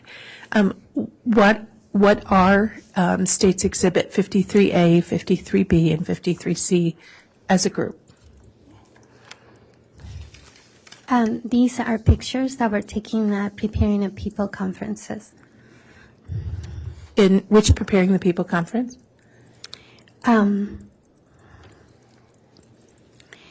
The first two are from the Preparing the People in St. George. And I believe the third one was taken at the Preparing the People in Boise. Okay. Which you attended? Correct. Okay. And do each of those, and there's water available if you need it, okay? Yeah. All right. Are each of those fair and accurate pictures of people who attended the Preparing a People conference, conferences that you've mentioned? Yes. Okay. And do they reflect individuals that you've testified about today? Yes. Your Honor, I believe it misstates her testimony. She said that she was at a St. George conference, and then she's testifying that these photographs were taken in Boise, which would be a different location. If I may clean it up, Judge? Yeah, Okay. we do need that. Okay. Just for now, which ones are the Preparing a People conference in St. George? Look at the sticker on the back, and if you can give us those numbers. 53C and 53A are from St. George. 53B is from Boise. Okay.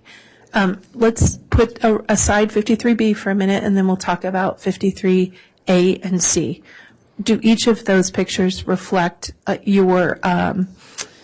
people who attended and were with you at the St. George Conference of Preparing a People in the fall of 2018? Yes. Okay. You're going to move for the admission of 53A and 53C. Any objection? No. No All right. objection. Exhibits 53A and C are both admitted and may be published. Thank you. Thank you, Your Honor.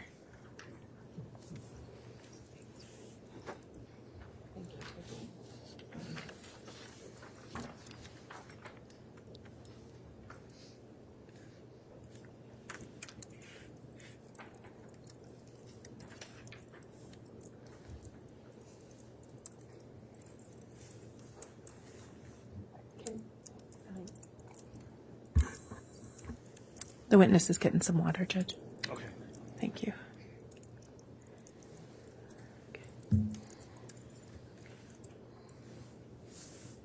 Okay. Thank you. You also have a screen available to you if you want to look at it, and there's one behind you if either one works better. This is States Exhibit. Let's start with 53C. Who is that? Who are in those pictures? In the front, it's me.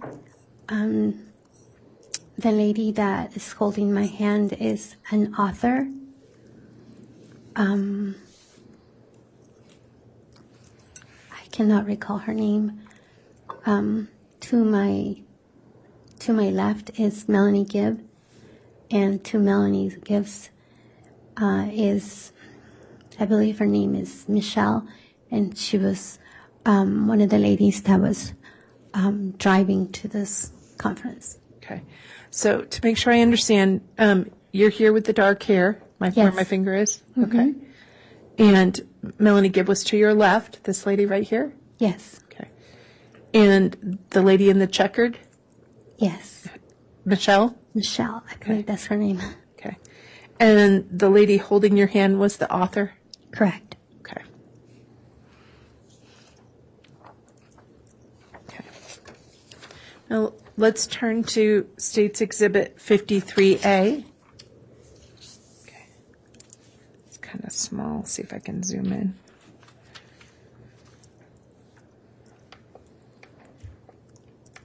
I don't know if that makes it blurry or not. No, unfortunately.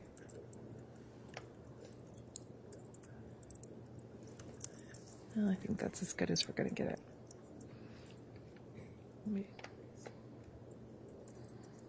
Okay.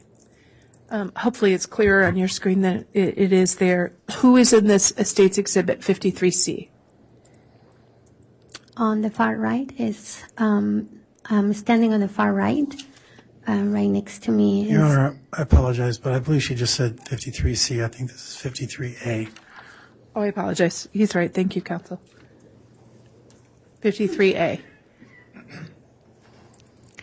on the far right, it's me. I'm standing behind Chad Daybell, who's right next to me. That's you? That's me. Mm-hmm. Who's this? This Chad Daybell. Melanie Gibb. That's Lori. And I believe her name is Danae, but I'm not very clear on her name. Okay. And did you meet her at the conference? Yes, her and her husband were one of the presenters.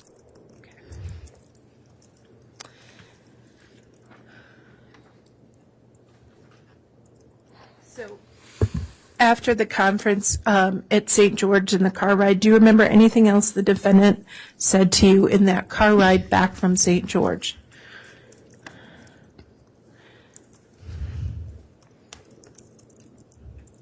I can't hear you. I don't remember. Okay. All right. Do you need some water? Yeah, thank you. Yep.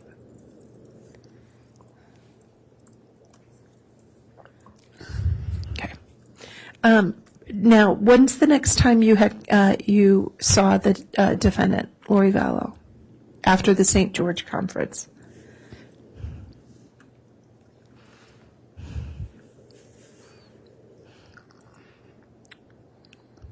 After the St. George conference, there was another Preparing Our People conference in Mesa, Arizona. Okay. And how did you get to the conference in Mesa? I drove by myself. Okay. Once you got to the Preparing of People conference in Mesa, who did you meet there?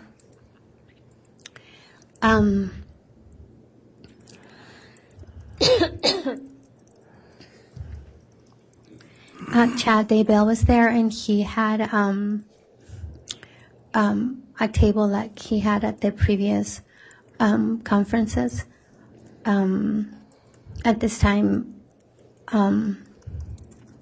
Lori had been ghosting me, so I hadn't spoken to her for a while. And I went to speak with Chad at his table, and then Lori approached, very sweet, and invited me to come to her house because she was going to have a small gathering after the conference at her house. And did you talk to her anymore at the conference? The one in Mesa? Yes. What else did she say?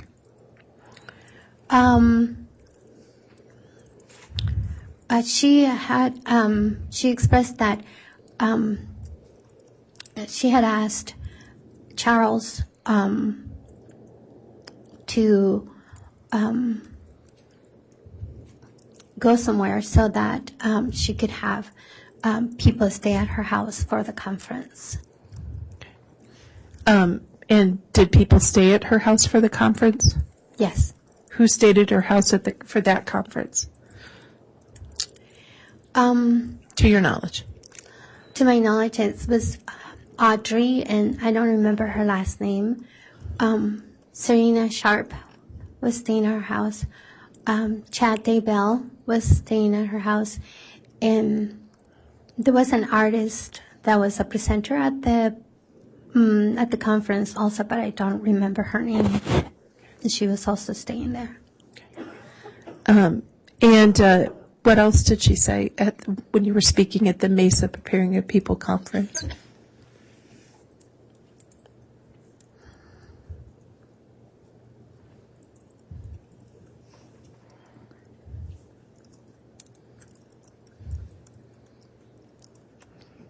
I don't remember.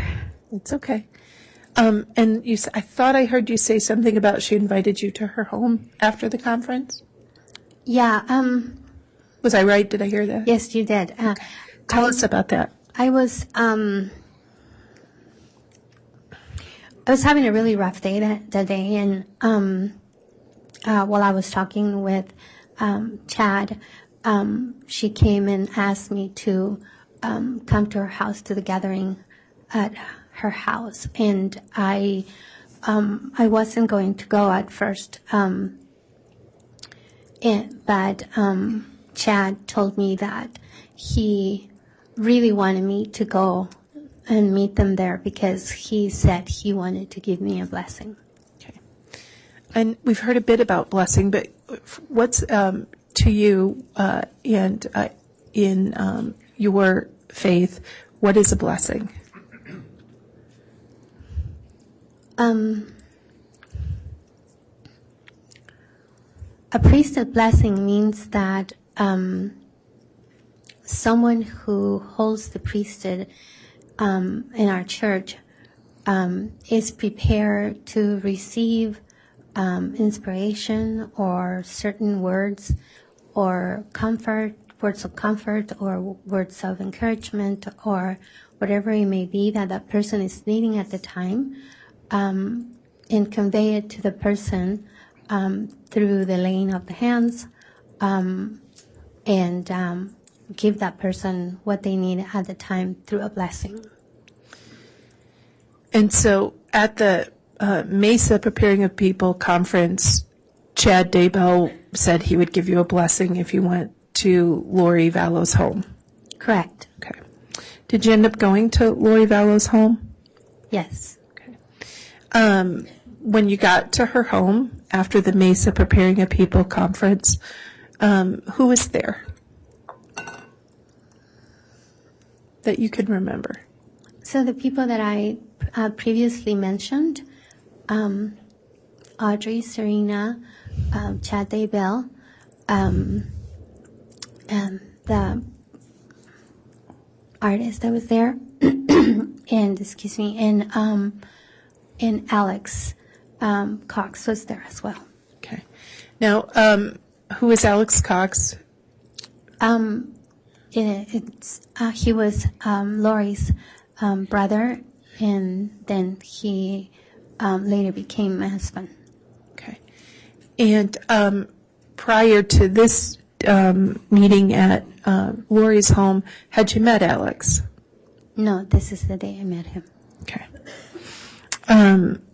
So what was going on at the home?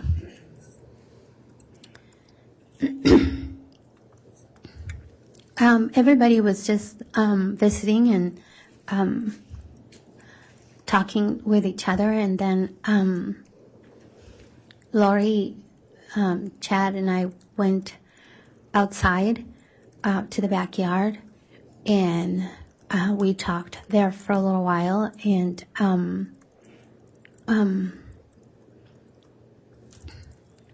Okay. What did you talk about? I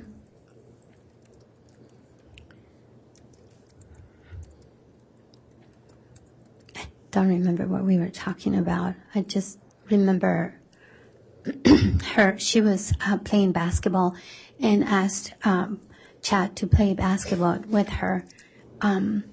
And I felt a little awkward. Why? I felt like a third wheel. Because I think the way that I saw it was that Lori was being flirtatious with him, and it made me feel uncomfortable, so I decided to go inside. And Chad said that he was going to go inside with me as well.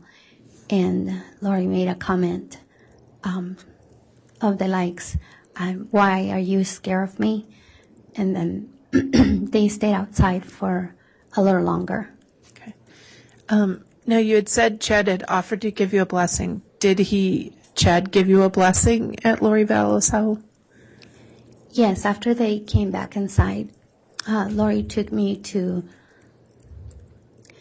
excuse me, to a separate part of the house, a room separate from where everybody else was at. And Chad said he was going to give me a blessing, and he gave me a blessing that night. Okay. Do you remember what the blessing entailed? Yes, he said that I was a very special person, that I was a very special being, and that I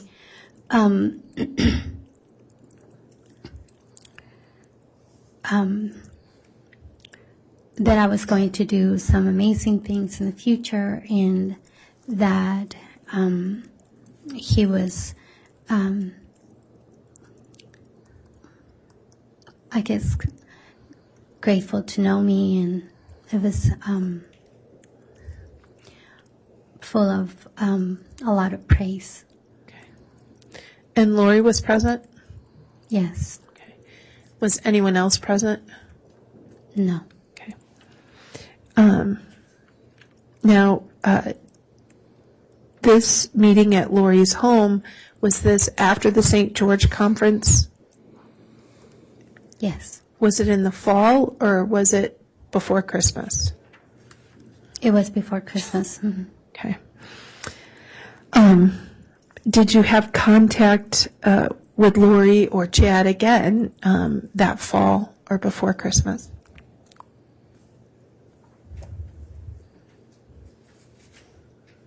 I may have, but I don't remember it too clearly.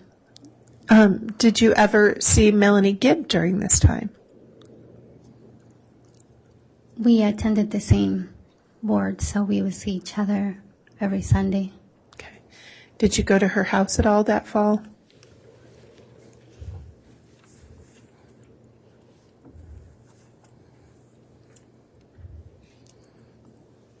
It's possible because we were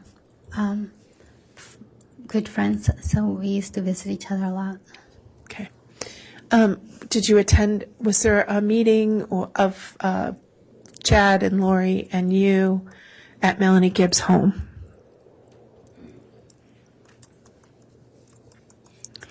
Yes. Can you tell us about that?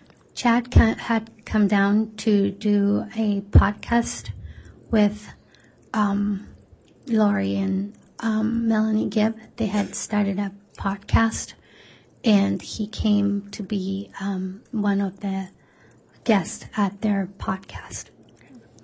And while you were there, did you talk to Chad and Lori? Yes. Chad invited me to, he wanted us to go to lunch.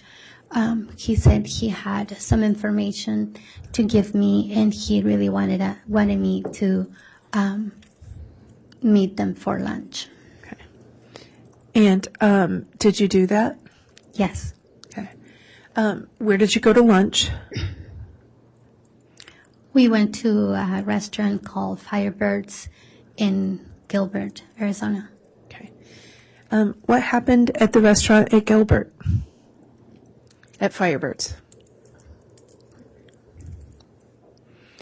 Chad said that, excuse me.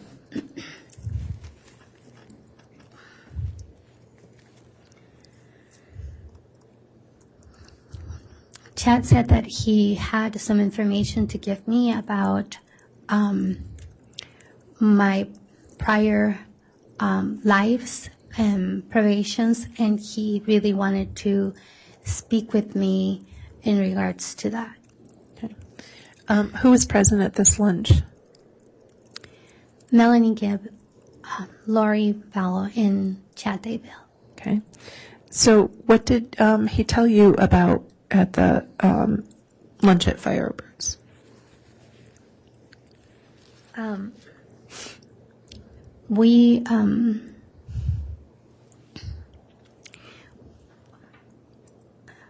He was trying to tell me what the information, he was trying to give me the information, but for some reason, Chad and Lori didn't want Melanie to hear what he was going to tell me. So he just told me what kind of information he was going to give me. And then he called me to tell me what my prior lives had been. And in this conversation, he told me that there was a way that he rated people, whether they were light or dark, and so he gave me a rating of the light, how light I was, and then he told me that I had come, that I had other lives on this earth, and he gave me the times and who I was on the prior lives that I had lived on this earth. Now, during that conversation of the light and dark, did he give light and dark to anyone else? Or was this conversation solely about you? During this conversation, it was only about me. Okay. And did he go into detail about what he said were your prior lives? Yes. Okay. Did he talk about any of your prior lives in terms of how you passed away in that conversation? He said that, I believe it was the second time, excuse me. I believe it was the second time that I had come to the earth. He said that I was,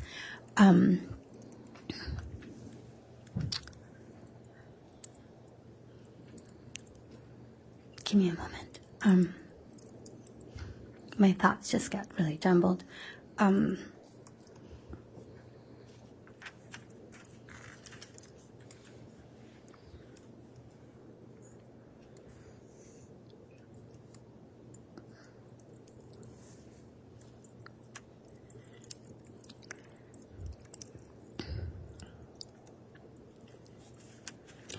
He told me that I had been Lori's daughter, and during that probation, or during that time or during that life, that I had been killed at a very young age, at age 14, that I had been raped, and then that my body had been dismembered by the Lamanites, and I was killed at the same time that Lori was when she was my mother during that life. And was Melanie Gibb there when you were told this? No. Okay. Had she left the lunch, or was this at Firebird? I'm sorry.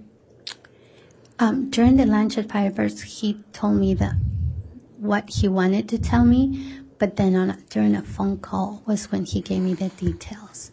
Okay. And that phone call followed up on the lunch after Firebirds? Correct. Okay. Was there anything else discussed at that lunch at Firebirds?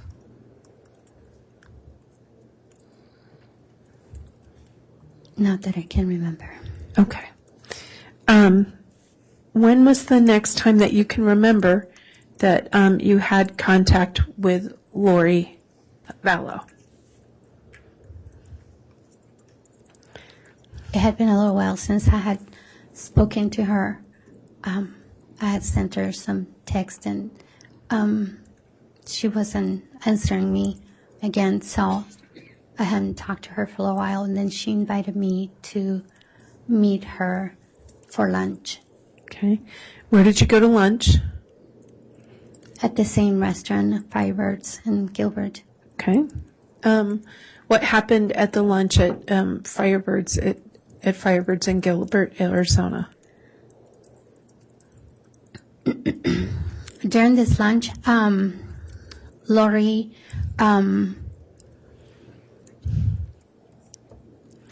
made a diagram of how different creations are created and how many worlds there are and how many privations one person can have, and how people are either light or dark. And she made a diagram and showed how people progress towards lightness or towards darkness. And did she say how she knew this stuff? How did she know about light and dark? Or did she tell you at that lunch?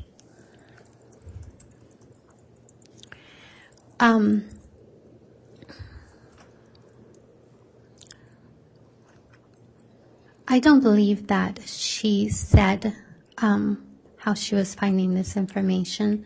I guess just assumed that it was coming from Chad, since he was the one that had given me my rating, or I don't even know what to call it. I guess like rating of light or dark. Is it kind of like a scale? Yeah, like a scale, yes. Okay. And he had previously given your rating on the light scale or on the dark scale? Correct. Okay. And then you were hearing similar things at this lunch with Lori? Correct. Who was at the lunch? It was Lori Vallow, Melanie Gibb, and I. Okay. And forgive me, did she put you on the light scale or the dark scale? I don't remember. In the light scale. Okay. And were there sort of levels of light or levels in dark on each scale? Yes. Okay. What was your level, if you remember? Were you high or low? 4.2 or something like that. Okay. I believe there was. Was that a high number or a low number? It was fairly high. Okay. Did she tell you where she was on the scale? Yes, I believe that she said she was a 4.3. Okay.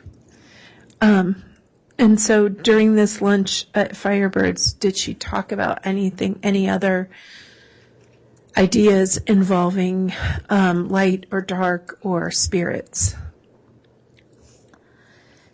During this lunch, she said that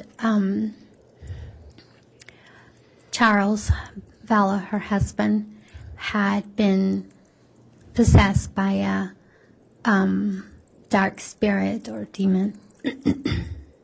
And was she able to identify for you the name of that demon or dark spirit? Yes, I believe that she named him Garrett. Okay. And did she talk anything about, helping Charles at all with this situation?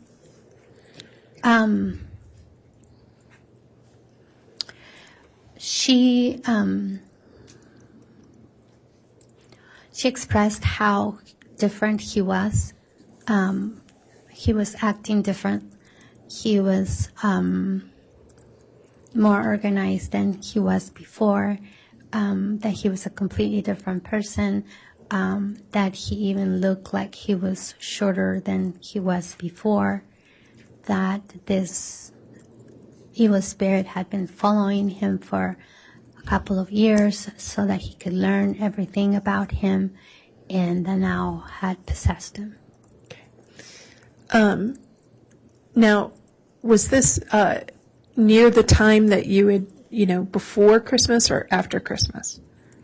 After Christmas. Okay. Was it winter out or spring out? I believe this was around February Of 2019 now? Are we in? 2019. Okay. And why do you think it was February of 2019?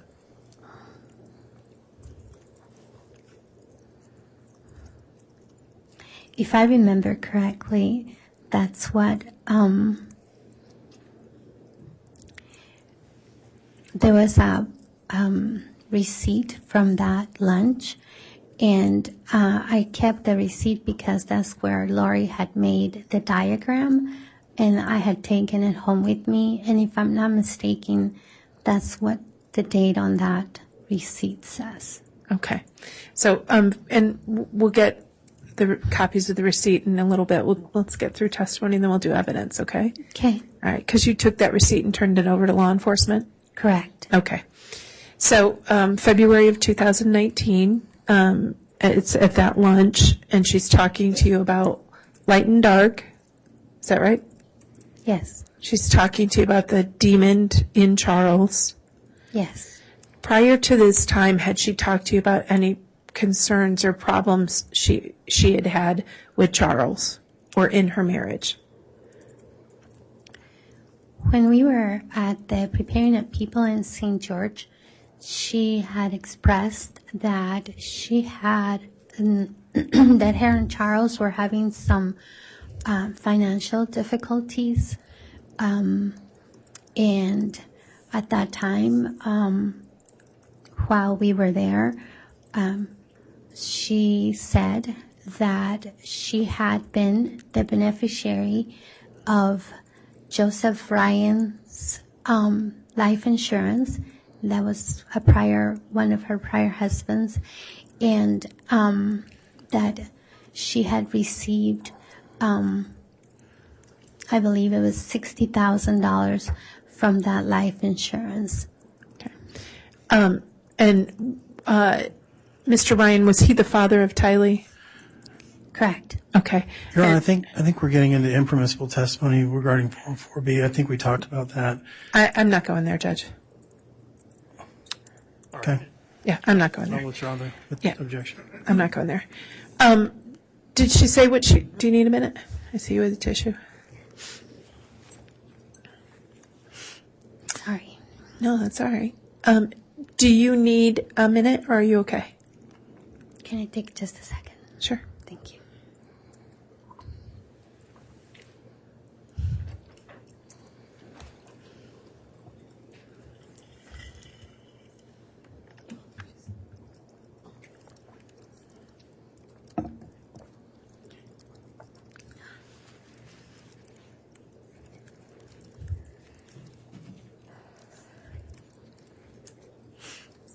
Thank you. Thank you. So Ms. Vallow was talking about money problems and that she'd come into some money to help with those problems. Correct. Okay. And so she had mentioned this before, the money problems. Did she mention any other financial concerns prior to that lunch you had in February? Had she talked to you about it at all? I don't believe so. Okay. So then we're at the lunch where she's talked about light and dark, and she talks about Charles's situation with Garrett. What did she say anything else about Charles and the dark spirit?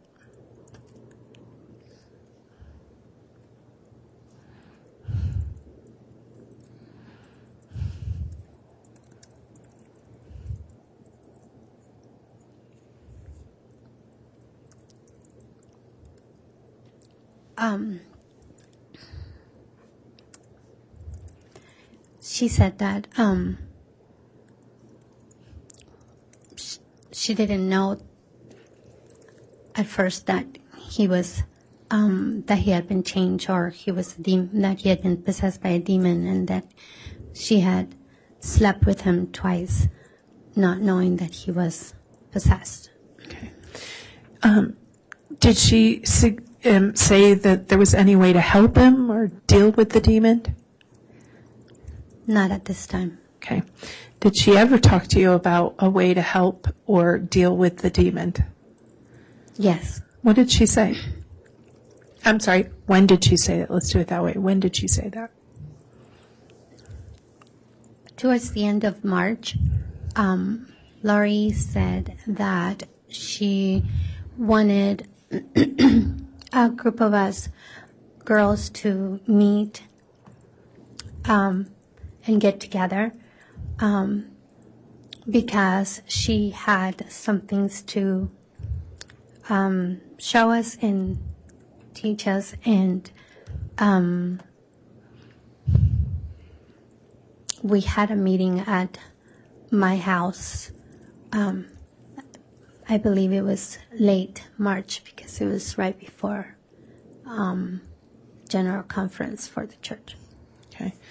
And typically when is general conference for the LDS church? The first weekend of April. Okay. And so the meeting get together at your home was right before general conference in March. Correct. Okay. So who was at your house? It was Nicole, Christina, Serena, Melanie Gibb, and I. And was Lori there? Yes. Okay. Sorry. No, I'm just asking. So when people got to your house, what happened when people got to your home?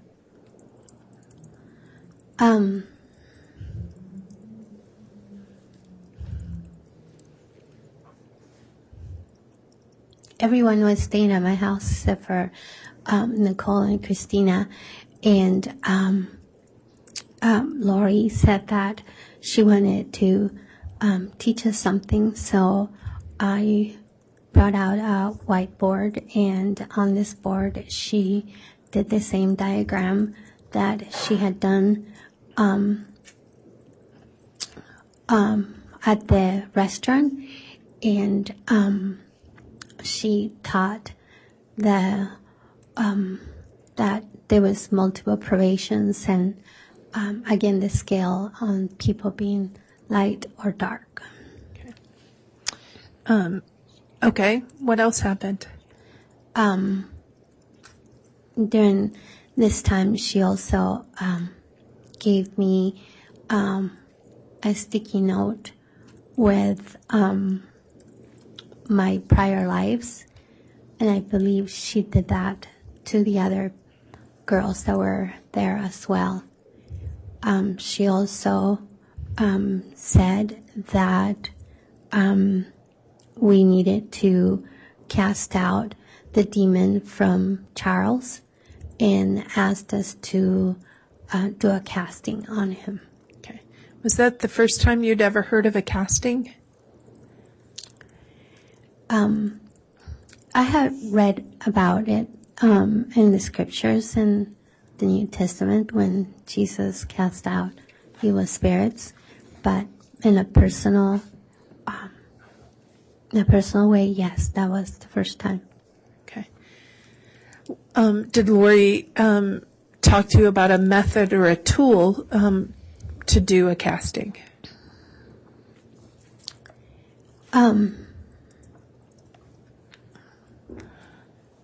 A way to do a casting? She said that we had to be holding hands and in a circle, and each of the participants would have different part to say or do in order to complete it. Okay. And so who assigned the roles in the casting? Lori. Who told people what tools or powers they were to use? Lori. Okay. So what tools or energy did she ask you to use? fire. Okay. So how did the casting proceed? How did it happen? Each person would say their part, and then she would finish it by doing a sealing of the casting. Okay. What did that mean? I'm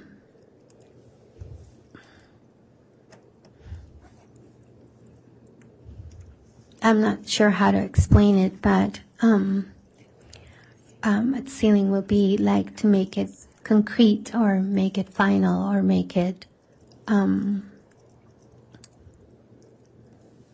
valid, or not sure if I'm explaining it correctly. To kind of finish it and give it some authority? Correct. Yeah. Like that. Okay. So, and who was the casting on? This time was to cast out Garrett, that had, that Lori had said that Charles had been possessed by. And during this conversation about Charles being possessed, did she talk about any of the troubles she had with Charles?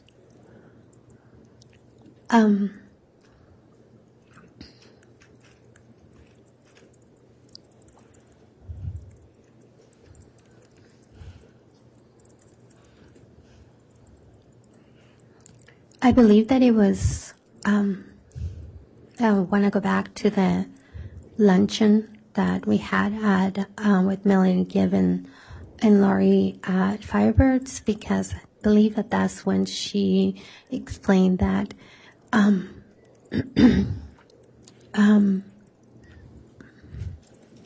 sorry, my memory is a little fuzzy at times. It's been so long. She had explained that they had been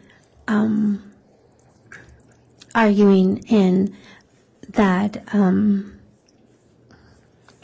by March they had separated,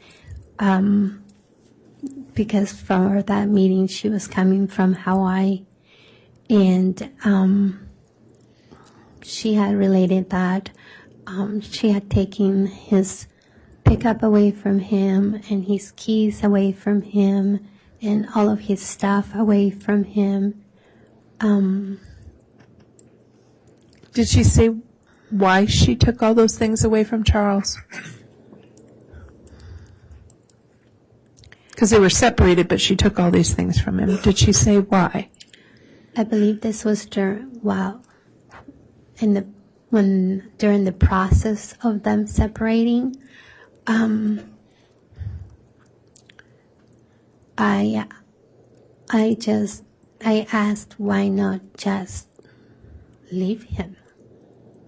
Why take all his stuff and go through all this trouble of taking keys and clothes and cars? And she said she was being instructed to do this.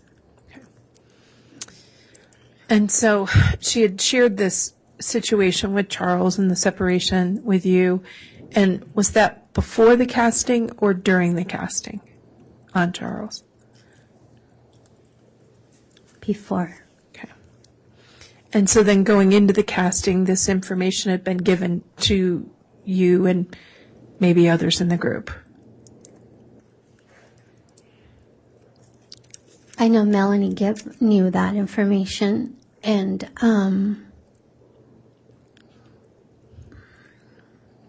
Okay. So give me a second. sure. No, I believe that the other girls in that meeting also knew that they were separated by this time, because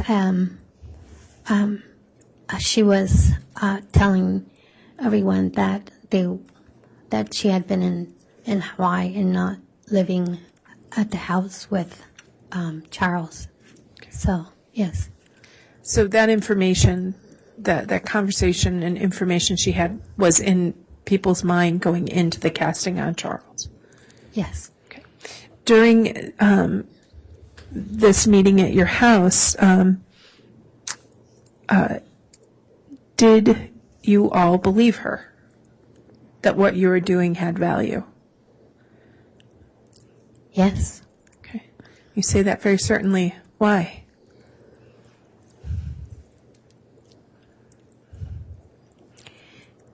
Lori is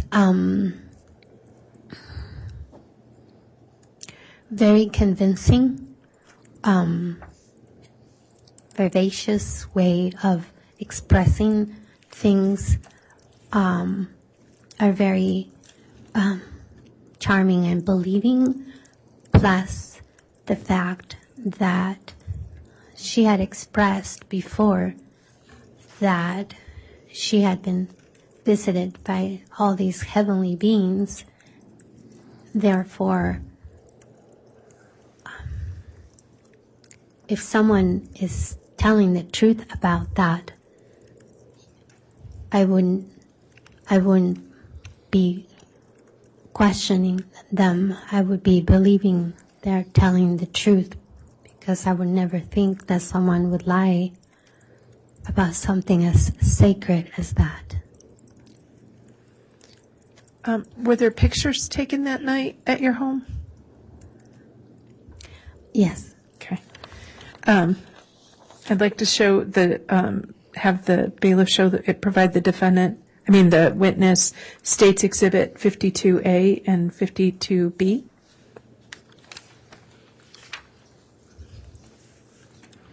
And on a housekeeping matter, Ms. Smith, on the prior set of 3 photos, I think 2 of the 3 were admitted and not the third. Is that correct? Correct. We'll circle back on that, Judge. Okay, thank you. Yep.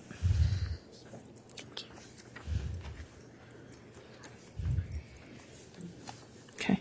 Do you recognize 52A and 52B?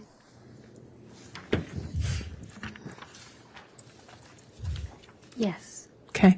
Yes. What are 52A and 52B? 52A is a picture. This is in my house in Gilbert, Arizona, and in this picture on the right side is me in the middle.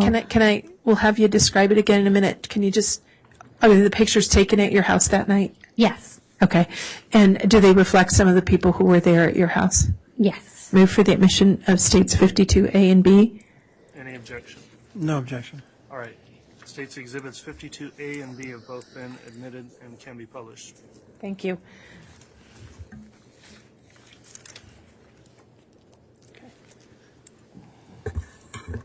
Thank you. Okay. All right. Let's start with 52B. Now you can tell us. This way you only have to tell us once. Okay. What are we looking at in States 52B?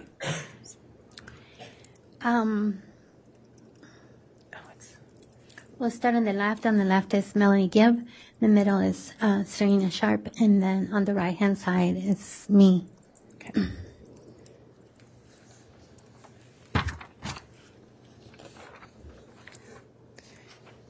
And what are we looking at States 52A?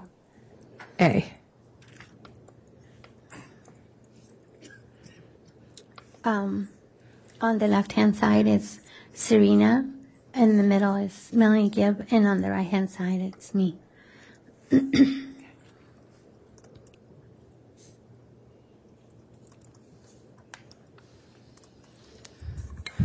Is this the first time that you had done a casting or participated in anything like that? Yes. Okay. Did the conversation about casting come up again? Yes. Okay. Was there another casting done? Yes. Okay. When was that, or where was that, if that's easier? It was also at my house. Okay. How soon after the first effort in March was there another casting?